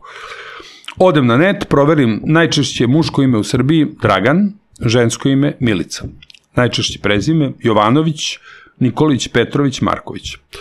Ukrstim ja prvo, ajde da bude žensko, interesantnije, Milica Jovanović. I napišem vest, bukvalno pošaljem na portale, obaramo Guinnessov rekord, ako poznajete neku Milicu Jovanović, recite da nam se javi. To je bio naslov. I to pustim bez ikakvog sad neke očekivanja, odem u Sarajevo na konferenciju, zove me Pavle iz Telegrafa, Saović kaže, idi na Telegrafu u Facebook stranicu. Rekao, što? Idi, pa ćeš da vidiš. Odem ja na stranicu Telegrafu na Facebook, koji su preneli vest, gde je 300 komentara bilo gde svako tagovao po neku Milicu Jovanović iz svog okruženja, prijateljicu, rođaku. I mi smo odjednom organski, bez evra boosta, bez jednog dinara uloženog u reklamu, dobili organski preko 300 kandidata i sad kao, dali smo javni statement, obećanje, moramo to da radimo. Imao sam već neke kontakte sa Guinness World Limited firmom iz Londona oko nekog drugog rekorda. Ajde da vidimo koje su pravila. Uglavnom, ukratko, pravila su 12... Nemoj ukratko, daj detaljno. Da, 12.500 funti, dosta me ljudi posle zvalo baš oko toga. 12.500 funti je attempt fee. Znači, to je da pokušaš da oboriš. Pritom, postoji čak i da bi ti se javili oni, imaš neki formular na sajtu, ako odeš, možda čekaš par nedelja da ti se jave, a imaš neki fee da uplatiš da ti se jave odmah. Znači, Englezi su napravili prosto biznis od svega toga. Neki naši doktori rade za njih. Da. Znači, to su pravila, a ako si pojedinac, znači 12.500 funti ako radiš nešto što podrazumeva i sponzore i neku organizaciju i veći broj ljudi. Aha. Ako ti kažeš, evo ja hoću da oborim Guinnessov rekord, najduže stojanje na jednoj nozi ili najduže ronjenje bez vazduha, to je 1200 funti. Znači, evo čisto slušalcima. Aha, 10% je individualno. Da. Aha, dobro. I sad, 12.500 funti, nije to ni malo para, unapred mora da se plati sve, plus je trošak da se plati sudiji njihovom, znači džadžu koji dolaze u našem slučaju iz Manchestera, znači avionska karta i smeštaj. Znači da bi da bi on to sve overio ameno. Ok, znači to ajde da kažeš neki 15.000 funti da su ukupno troškovi. Mi napravimo sponzorski paket, pošaljemo sponzorima i među prvima se javi već pomenuti oko ovoga tržni centar Big ovde sa Big Fashionom, da se to dešava kod njih 3. februara ili 4. februara je bio taj datum. Ok, znači imamo sad tu neki, da kažeš, meseci i po dana da mi to sve pripremimo, nađemo još nekoliko sponzora i ok, krenemo u obaveštavanje, podelimo sve, obećamo milicama koje nisu iz Beograda prevoz. Da bi bili sigurni da će oni svi doći iz Neto. I onda smo imali autobus iz Čačka, autobus iz Niša, autobus iz Novog Sada, podelili smo ih u grupe, Šumadija A, Šumadija B, Šumadija C, Vojvodina, pošto svaki zaposleni imao po 50 Milica Jovanović, znaš, kao, dobar dan, ovde je Milica Jovanović, znaš, kao, i kao, na tom samom događaju, kao Milice, kao, svi se javljali. I uglavnom dođe taj dan, februar, kako će biti vreme, svi se oni tamo nacrte, dođe taj Glenn, zaboravio sam prezime, sudija iz Manchestera, i svaka milica je, pored prevoza, imala voucher za shopping od 3000 dinara u tržnom centru Big, voucher za ručak u McDonald'su u tržnom centru Big i paket kozmetike sa rande. Znači, bila je debelo motivisana da dođe čak i da se slika za TV. I uglavnom, dođe dovoljno milica, mi oborimo 256. A koliko ste imali inicijalno u ovom? Preko 300, znači, došlo je 75%, 80%. Znači, ok, bilo bi dovoljno, smo imali 279, mi bi oborili rekord, ali 256. Sad priča mi baš taj sudija, on je bio sudija u Rumuniji pre 5-6 godina, neka žena je htela da obori rekord, najveći imidž sastavljen od upaljenih sveća. Uglavnom, srce ogromno sastavljeno od, ne znam, 10.000 upaljenih sveća, platila žena attempt fee, sponsor i sve. On je došao na aerodrom u Bukurešti, helikopter ga je vozio u Brašovu gde se to dešava. Vozač, pilot helikoptera ga pita kad će to biti, kaže on, pa evo, treba za 2 sata da se to, kaže pilot, piši propalo, gledam vremensku prognozu, stiže oluja. Ovi su imali zapaljene svećice, sve to, žena stoji na bini, dolazi oluja i pogasi sve sveće i ništa, njima propadne 12.500 funti, žena organizatorka plače, ja rekao, suosjećam se s njom, mislim, znam prosto kako to može da izgleda. Tako da ljudi me pitaju šta ste dobili kao nagradu, rekao, od Guinnessa ništa, mi smo Guinnessu platili, dobiješ da si zvanično, evo kad ukucaš na sajt, znači da je trenutni rekord tu, Color Media Communications i moja fotka sa svim tim milicama, onda sam ja, naravno, još smo doveli Milicu Dugalić, pevačicu tradicionalnih srpskih pesama s Kosova, koja je otpevala 5-6 pesama srpskih posvećenih Milici, Milica je jedna u majke, Milica je večerala za moju Milicu, tako da je imalo i taj neki emotivni moment. Milica je, da kažem, tu srpsko ime koje ima tu posebnu težinu i I stvarno, sve super, odveli smo ga na Skadarliju, sudiju tamo. Ja sam rekao, ako ne oborimo rekord, dajte mu auto, kako nam ne overi, dajte mu voucher za McDonald's, nek ide u McDonald's, a ako oborimo, idemo na Skadarliju. I uglavnom, najsmešnije od svega, što je to je bila subota, novinarka RTS-a me pita, i kao, gospodine Čoban, koji je sledeći Guinnessov rekord koji obarate? Nijedan, da li ste vi normalni, znaš što je vama liči ludaka koji ide obara okolo rekorde. Rekao, ne, to je užasno komplikovano i skupo je i potrebna logistika, to je to. To sam ja rekao u subotu. Isto ja u petak sledeće nedelje na Jahorini. Sedim sa direktorom Olimpijskog centra Jahorina, Dejanom Ljevnajićem, i kažem mu, deki, ti znaš kakav publicitet, koji press clipping to, nema ko nije čuo u regionu za Milicu Jovanović. Ajde da probamo obaranje nekog Guinnessovog rekorda na Jahorini, a da ima veze sa snegom, skijanjem, planinom. On kaže, ajde, šta bi to moglo da bude? Šta misliš, šta će biti? Imaš ideju? Kakav Guinnessov rekord bi mogo da se obore, da ima veze sa snegom, planinom, zimskim sportovima? Ili broj ljudi, ili najveće grudova, mislim. Da, blizu si. Naša direktorka iz Sarajeva je predložila da bude najveći broj učesnika u grudvanju. Trenutni postoje rekord 6000 učesnika u grudvanju. Ja kažem, interesantno je, mogo dron lepo da snimi, i onda kažem, to je Bosna. Pobiće se tamo, razumeš, Srbi, Bošnjaci, sve. Rekao, ne, jedva smo registrovali 256 ličnih karata Milice Jovanović, sad 6.500 tamo ljudi na Jahorini. I da stave u kamen u grudvu i ko za šta još. Rekao, ne, idemo u drugu ideju i smislimo drugu ideju. Naime, sledeće godine, 8. februara, je 40 godina olimpijskih igara u Sarajevu, tako? 84. 2024. I pogledam ja da li postoji Guinnessov rekord najveći sneško na svetu. Da, postoji pod nazivom, rekord politički korektno se zove The Tallest Snow Person in the World, znači nije ni snowman, ni snowwoman, nego snow person. Šta misliš koliko je trenutno najveći sneško? Koliko visok? Trenutni Guinnessov rekord iz 21. Pa 4-5 metara. Neko je ako 2 metra, ja sam napravio kao dete 2 metra. Da, 4-5. Više. Mnogo više? Mnogo više. Uf. Pa čekaj, ljudski napravljen ili dozvoljena mehanizacija? Ne. Ljudski napravljen, mehanizacija, sve, ali bez konstrukcije, znači sneško. Pa to, imaš kran ili nemaš kran? Možeš, niko te, možda imaš i kran. Ne znam koliko možeš. 39 metara u Austriji, bio je 38 u Maine-u, 39 metara u Austriji, veličine Kipa Slobode, statua Kipa Slobode je te veličine, i mi obaramo, s tim što ćemo to da obelodajemo 1. januara kad budemo videli meteorološke uslove za 8. februar, naravno može i veštački sneg da se koristi mašina, ali da bude, znači, sneško. Pokazuju kasnije fotografiju kako izgleda ovaj trenutni rekord.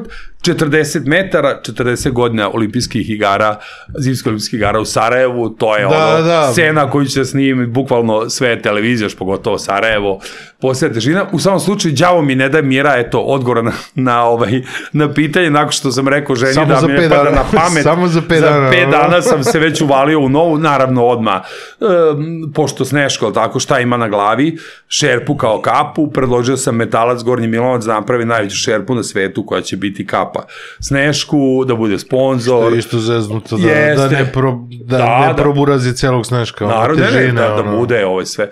Tako da ima što kaže, ko je dovoljno lud, uvek mu se zatekne neki posao.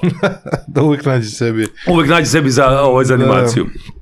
Zabavu. Šta još imaš od događaja do kraja godine? Pa imamo sad baš dosta konferencija, raznih standardno, sledeća četvrtka, znači taj dan kad je emitovano biće digital konferencija, ova tradicionalna već u Beogradu, ove godine će biti u Hayatu.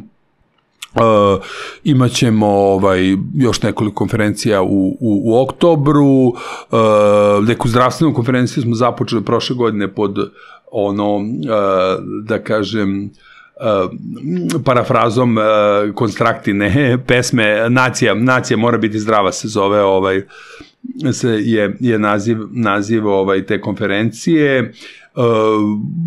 Na jesen, to jest u decembru uvek radimo ono Svet u 2000, sad će biti 24. i u Sarajevu i u Zagrebu, baš sad sledeće nedelje idem u Zagrebu da se dogovorimo oko toga, i u Beogradu, i prosto, znaš kako, nema nikakvih konstantnih, kod da se sve stalno menjaju se, nešto radimo, nešto ne radimo, nešto gasimo, nešto pokrećemo, eto taj, kako se zove, karneval brodova je tako, izrodile su ga Milica Jovanović i Guinnessov rekord. Da je zaboravim, to je jako interesantno, nakon tog obaranja i svega, zovu mene na mail japanska televizija, neka gradska televizija Tokio, da dam intervju. Kao, ko su ti ludaci iz te zemlje koje je tačno 20 puta, Srbija je tačno 20 puta manja od Japana, znači Srbija ima 6 miliona, Japan 120 miliona, i sad ja sam bio u Amsterdamu nešto online, su snimali intervju gde su me nadsinkronizovali, gde ja pričam japanski, što je dodatno presmešno, razumeš, derem se onako na japanskom, i kaže meni taj novinar, jel mogu da dam vaš broj gospodinu Hirokazu Tanaki koji je organizovao obaranje njihovog rekorda, on želi, ne, šta su ti Japanci, on želi da se pokloni pobedniku, znači, i ja kažem da može, javi se taj čovek, pokloni se pobedniku, kaže, hoće da osnuje asocijaciju neku tih Guinnessove rekordera s tim imenom, da se širi mir u svetu, Hirošima, Jugoslavija, bombardovanje Ukrajina, sve, znaš, Japanci, respekt u svakom smislu, i pitam ja njega, kako ste vi organizovali, pošto je neka grupa građana istog imena i prezimena, nisu imali neku sad medijsku kuću ili firmu koja bi radila logistiku, kaže, pa, jer ako ste imali sponzore, kaže, ne. Pa šta je bilo? Pa kaže, svako od Hirokazu Tanaka je dao po $150 da se plati licenci. Ja rekao, da sam ja tražio, da nisam, ove naše su sve dobile, razumeš, da bi došle. Da sam tražio svakoj Milici Jovanović $150, znači nikada ne bi oborili rekord. I ono što mi je bilo isto interesantno, rekao, koliko je vama trebalo? Kaže, njima je trebalo 7 godina. 7 godina je trebalo, nama 2 meseca.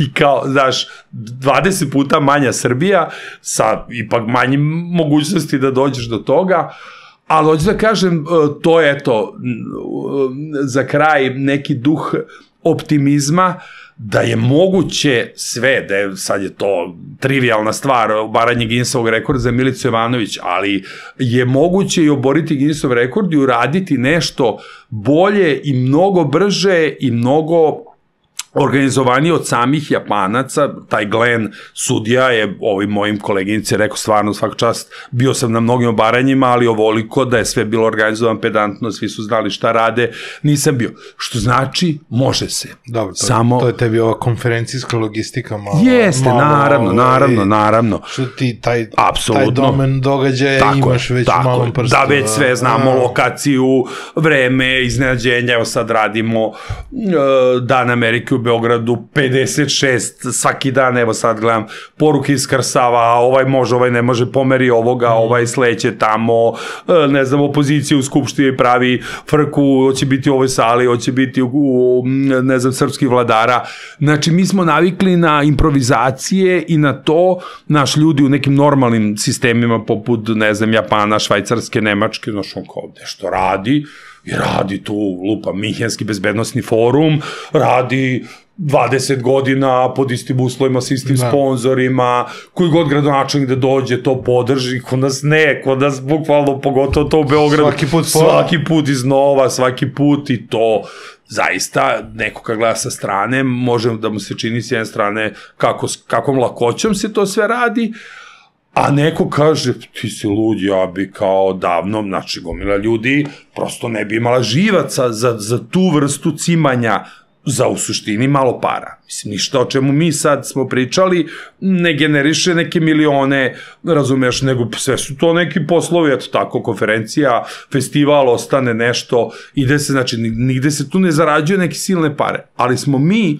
pošto si ono u medijima, mi smo te evente uveli tamo negde pre 10 godina, kao način da nadoknadimo taj gap pada print zarade, koji online, prosto zato što Google i Facebook vuku toliko prihoda, online nije mogao da nadoknadi, onda smo ubacili evente kao nešto što ne može da organizuje ovaj Silikonske doline, nego moraš ti u Novom Sadu da sedneš sa lokalnim direktorom firme, lokalnim gradonačelnikom, lokalnim, ne znam, nemačkim ambasadorom i nešto organizuješ. I to je kao što su dvorci i biciklom kroz Vojvodinu krenuli iz korone, tako je ovo krenulo praktično iz muke, da mi 2006. 7. 8. bolilo nas uvo, kakve crne konferencije, kakvi crni festivali, meseci imamo, tu prodajemo perece, kobasice, razumeš, pričamo s nekim craft birovcima, ne brate,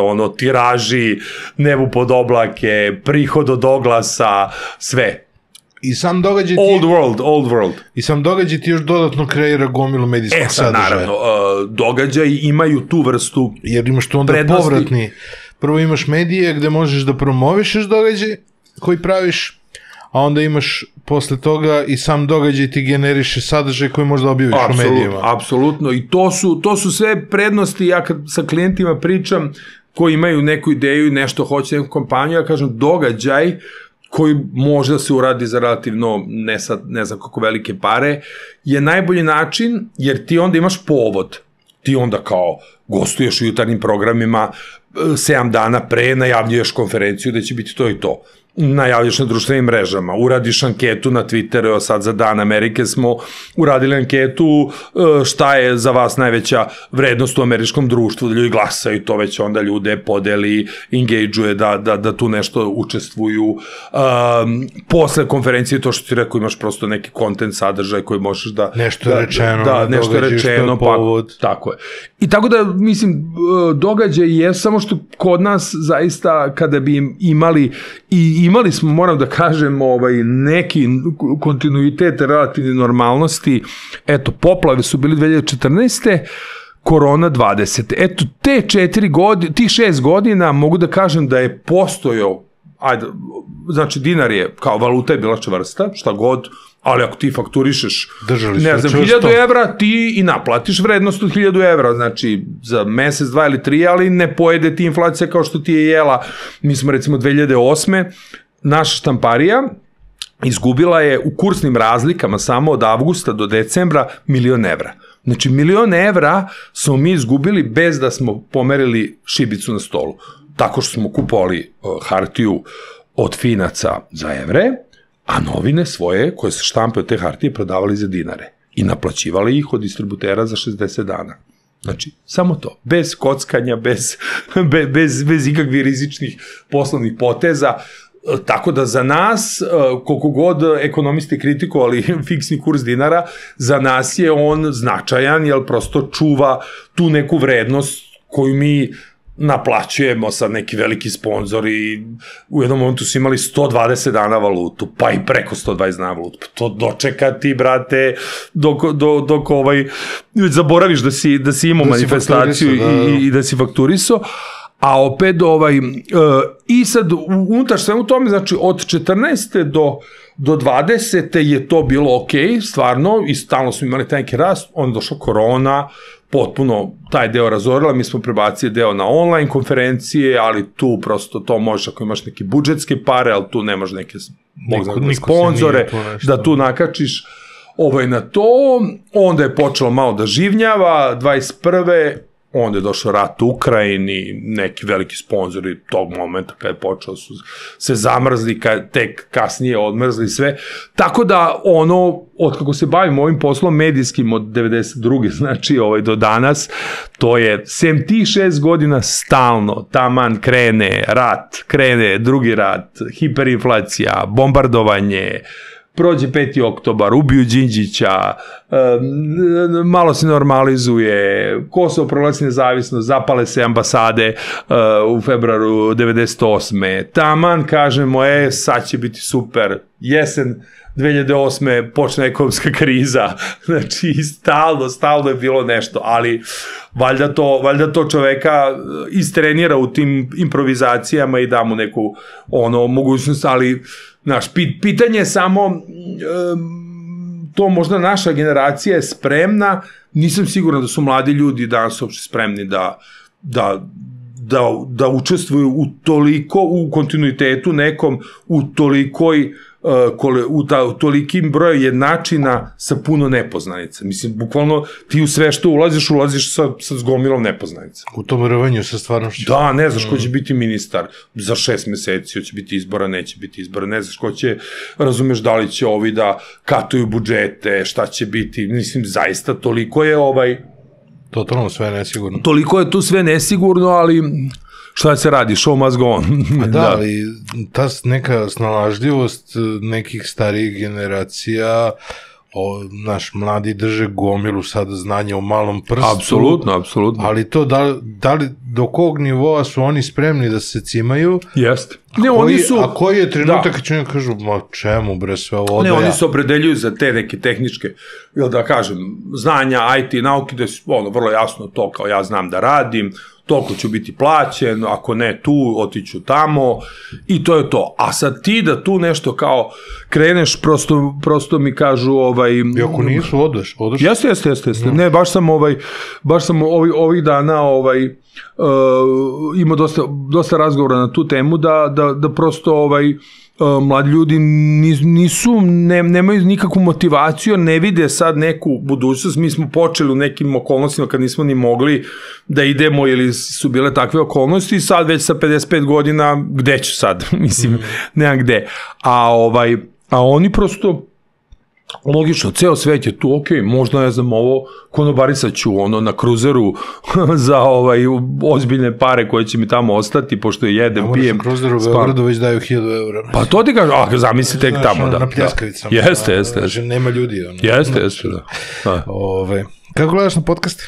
Koliko pratiš, koliko gledaš? Pa imali smo baš na digital konferenciji jedne godine podcaste kao poseban panel temu, pa ja moram da kažem da sam ja podcaste kao formu gde ja mogu da konzumiram sadržaje, da usput radim nešto drugo, pre svega znači na audio podcaste, ali i video podcasti su, jel tako, svode se manje više na slično, meni su zaista u momentu kad su se pojavili i do dan danas i konzumiram i imam, ne znam, neke podcaste poput onog Zadovoljstva u tekstu koje Biljana Srbljanović radi, gde komentariše nove filmove, serije, knjige, to već 10 godina traje, bukvalno me taj podcast navukao da, ne znam, da platim pretplatu za Netflix u nekom momentu i to je zanimljivo, čitao sam baš onu analizu na Cenzolovki, Reutersu na Cenzolovki, kako su ovi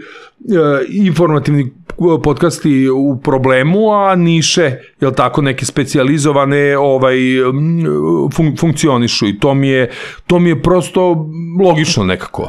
Znači, meni nije logično da su to sve strpali u istu kutiju, znaš.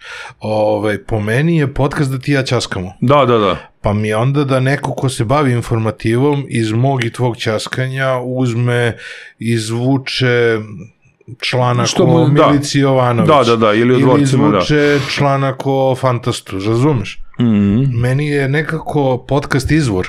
Ne, pa nije, znaš, sad kao pravimo informat, znaš, to je jutarnji program, to je poslepodnevni program toliko toga ima. Znaš, kolažni program je i taj informativni su mi više za neke druge formate, a podcast je ti ja ćaskamo, znaš, na duže vreme ćaskamo kao da smo seli na kafu. I ti tu možeš prosto da dođeš do konta. Jeste, slažem. Znaš, sadržaj. Znaš šta, problem je, tu se dotičemo, baš sam bio na podcastu kod koleginice Vesne iz PC Pressa. Da, pre neki 2 meseca možda smo to radili i dotakli smo se veštačke inteligencije i zaista je to taj zastrašujući trend. Ja naravno veštačku inteligenciju kao i sve tehničke inovacije prihvatam u svrhu sopstvenog neko koristi i štednje vremena rada, ali ne da veštačka inteligencija bude zamena za moje čitanje knjiga, gledanje filmova, serija i pozorišnih predstava, jer će biti dovoljno da ukucam nešto i taj robot će mi izbaciti esej i kao ja mogu da ostanem kreten koji neće se baviti ničim i neće razmišljati o tome. Tako da ta lenjost do koje dolazi da prosto ti i onda se uvek prijatno iznenadnim kad vidim, juče sam gledao neki dokumentarac na N1 o beogradskoj sceni slika, znači aukcija slika, kolekcionara i sve vrlo interesantno, jer stalno se svi vrte nešto oko politike i vrte se oko istih tema i kad kao je neka tema, ima 5 eksperata za tu temu i novinari jutarnjih programa zovu 5 istih ljudi oko svega i uvek isti ljudi komentarišu iste stvari, a kad bi slušali recimo podcaste, pre svega urednici, mislim, ja se trudim koliko mogu, da kažem, nešto, vidi ovaj novinar Birna je nešto pisao o migrantskim klanovima, uradite s njim intervju Saša Dragojlo za Diplomacy and Commerce. Evo sad je baš izašao intervju, zato što sam ja njega dao na nekom podcastu, negde sam ga ukačio kao potpuno nepotrošeno ime. Znači, brate, meni žena se već zeza, kad otvori frižider da ću iskočiti iz jutarnjeg programa iz frižidera, znači... Dok listamo novine. Da, dok listamo novine, i to sam rekao da će na kraju tiraži dnevne štampe u Srbiji biti 7 ili 8 primeraka svakog, koliko bude za studio da se podeli, jer će to biti jedina svrha da kao neko u studiju to lista i kroz to listanje to čini relevantnim, jer inače neće niko kupovati. Hvala ti puno, dosta ima još gomilu tema, znam da si kratak sa vremenom, prekidamo ovde prvo gostovanje. Hvala tebi, iz ovoga zvuči da će biti još jedno. Pa ne, ja bih stvarno voleo ne, mogli bi da pričamo stvarno ja bih tako voleo da napravim neke, upravo to što si rekao, da li su potrošene imena, da li su potrošene teme, znaš, tvoje ime je često eksponirano, ali recimo tema Dvorci Vojvodine i to je još kad smo se sreli, kad sam rekao, hoću o tome da pričam. Mene je to recimo tema koja me interesuje, fenomenalno neke priče. Ne, pa meni je jedan prijatelj iz marketinškog sveta je rekao, ti si to baš dobro smislio, kao svaki uspešni biznis ne treba da ima kao neku misiju kojom se bavi. Rekao, druže, nisam ja to smislio, nisam ja sad sedeo, šta bi ja sad mogo, zaštita životinja zauzeto, ekologija zauzeto, vidi, niko se ne bavi dvorcima, ajde da krenem. Ne, nego je to stvarno nastalo spontano i onda sam negde, što za filming location, što za ovo postao neka vrsta eksperta i baš sam pričao sa nekim ljudima, iako nisam arhitekta, baš sa Jelenom Medaković, direktorkom muzeja grada, kaže, ti znaš više o tim temama od 99% arhitekata, zato što prosto stalno obnavljam znanje, informacije, bavim se time. I jako je važno da čovek ne ostane stalno celog života vezan za jednu nišu. Sad kao Robert Čoban je, 90-ih postao kralj žute štampe, pokrenuo svet, bavio se poznatim ličnostima i sad je to tema koju ćemo ga pitati do kraja života kad god se bude. Ne, znači prosto čovjek treba da se razvija i da neke druge stvari usvaja. Al džaba, znaš, svi obožavaju da ti zalepe etiketu. Ma naravno, ne sme da to meni, to je razumljivo. Da, to je razumljivo. S kim si popio kafu, šta si gde radio i se... Ali, dobro, nekako, znaš, desi se da se takve stvari okrenu ljudima i da naprave problem. Ma da, ali generalno, ja kažem, ljudi treba da rade ono u što veruju i što misle da je dobro i da ne obraćaju pažnju ni na šta. I to baš sad je oko ovih situacija, ko koga šta, da li neko nekome smešta u vladi, ko koga prisluškuje, ko kome šta misli. Rekao, ako kreneš u to, da postaneš obsesivan, da li ti neko čita Viber ili WhatsApp poruke, da li neko nešto rekao, poludećeš, bukvalno ćeš upasti u paranoju. Ne, brate, radiš svoj posao, kako misliš da treba, usput, ako možeš neke karma points da skupiš, ja sa neki prijateljem zezam imam babu nedelje, uvek neku jednom nedelju nekoj babe, evo juče smo, ne znam, baki, Ester Bajer koja je rođena Holocaust Survivor u Starom Sajmištu, žele ne pozna Jelenu Bačić-Alimpić, njenu omiljenu spisateljicu, i to me već 15 puta pitala. Juče sam im organizovao ručak u Maderi da ona upozna Jelenu Bačić, ne znam, pre toga ova neka vajarka iz Novog Sada, zovem doktora, ajde da je sredimo kuk. Znači, ako ima čovjek vremena da vreme izdvoji da učini nekome neko dobro delo, zašto? Eto tako, zbog karma poinca, a da u svom poslu i svojim interesovanjima radi ono u šta veruje, bez kalkulacije, kako će to neko protumačiti, da li će sad neko reći, evo, kao Robert radi to zbog onoga, a sigurno imam, zezio me prijatelj, sigurno ti tu imaš neki kao biznis model, ne bi ti oko tih dvoraca, sigurno ćeš da kupiš neki dvorac. Ja rekao, dosta bi ona stara kuća u Baču i još starija u Novom Sadu u kojoj živimo, a ne dvorac. Znači, prosto čovek ne sme da se opterećuje, to je neki moj savjet i slušalcima, sa tim kako će ko da tumači i da gleda na to što ti radiš. Ako ti u to veruješ ili ako te to veseli, raduje, brate, radi, šibaj i ovo će sve vremenom otpasti. Ja mislim da gomila ljudi želi, a da imaju gomilu nekih stvari u životu nesređenih i da su stalno u nekom odlaganju kao hoću to jednog dana i nikad do tog jednog dana ne dođe. To mi je interesantan onaj primjer što si ti pričao, da se vidi da su i siromašne kuće uredne, čiste i njihova okućnica sređena. Znaš, ono, ne čekaju do jednog dana. To je, jednog dana ću se dobiti na lutriji ono 50.000 evra pa ću srediti fasadu. Znaš, te neke stvari. I to neku, ja imam taj neki osjećaj da što više se priča, da će apsolutno. Da će neki ljudi iskoristiti neke primere. Apsolutno, ja sam recimo baš iz nekoliko podcasta, pre toga bio iznenađen koliko me neki ljudi kontaktirao nešto jer je čuo na nekom podcastu gde ja nisam ni bio svestan da li to sad će neko pratiti, ne. Zato nikad mi nije teško da dođem, da odvojim vreme ni za podcast, ni za TV emisiju, ako mislim da to što ću ja reći nekome možda posluži kao informacija, kao kontent, kao možda neka životna ideja da počne da radi nešto drugo. Znači, to prosto, naravno čovjek dođe u neke godine, znači, aj sad kad si klinac, pa onda juriš neke svoje priče, a mislim da je obaveza svakog od nas koji smo ipak nešto postigli, da deo tih znanja, iskustava, procena prenesemo na ove koji nas slušaju. Vidimo se sledeći put između Sneška i kad budemo išli kod Močevića na Jahorinu. Dogovoreno. Tako da negde između tamo da spojimo dve stvari. Hvala ti. Može, hvala i tebi. A vama hvala što ste gledali još jednu epizodu, još podcast 1. Ovo je bio moj razgovor sa Robertom Čobanom. Hvala vam što ste uz nas. Ostavite nam neki share, like, subscribe. To bi bilo to. Hvala Beans Coffee, uz koju sam razgovarao sa Robertom. Hvala Skandinavian Design Centru, čim smo u stolicama sedeli. To bi bilo to. Slušamo se i gledamo sledećeg četvrtka. Ćao, bye bye.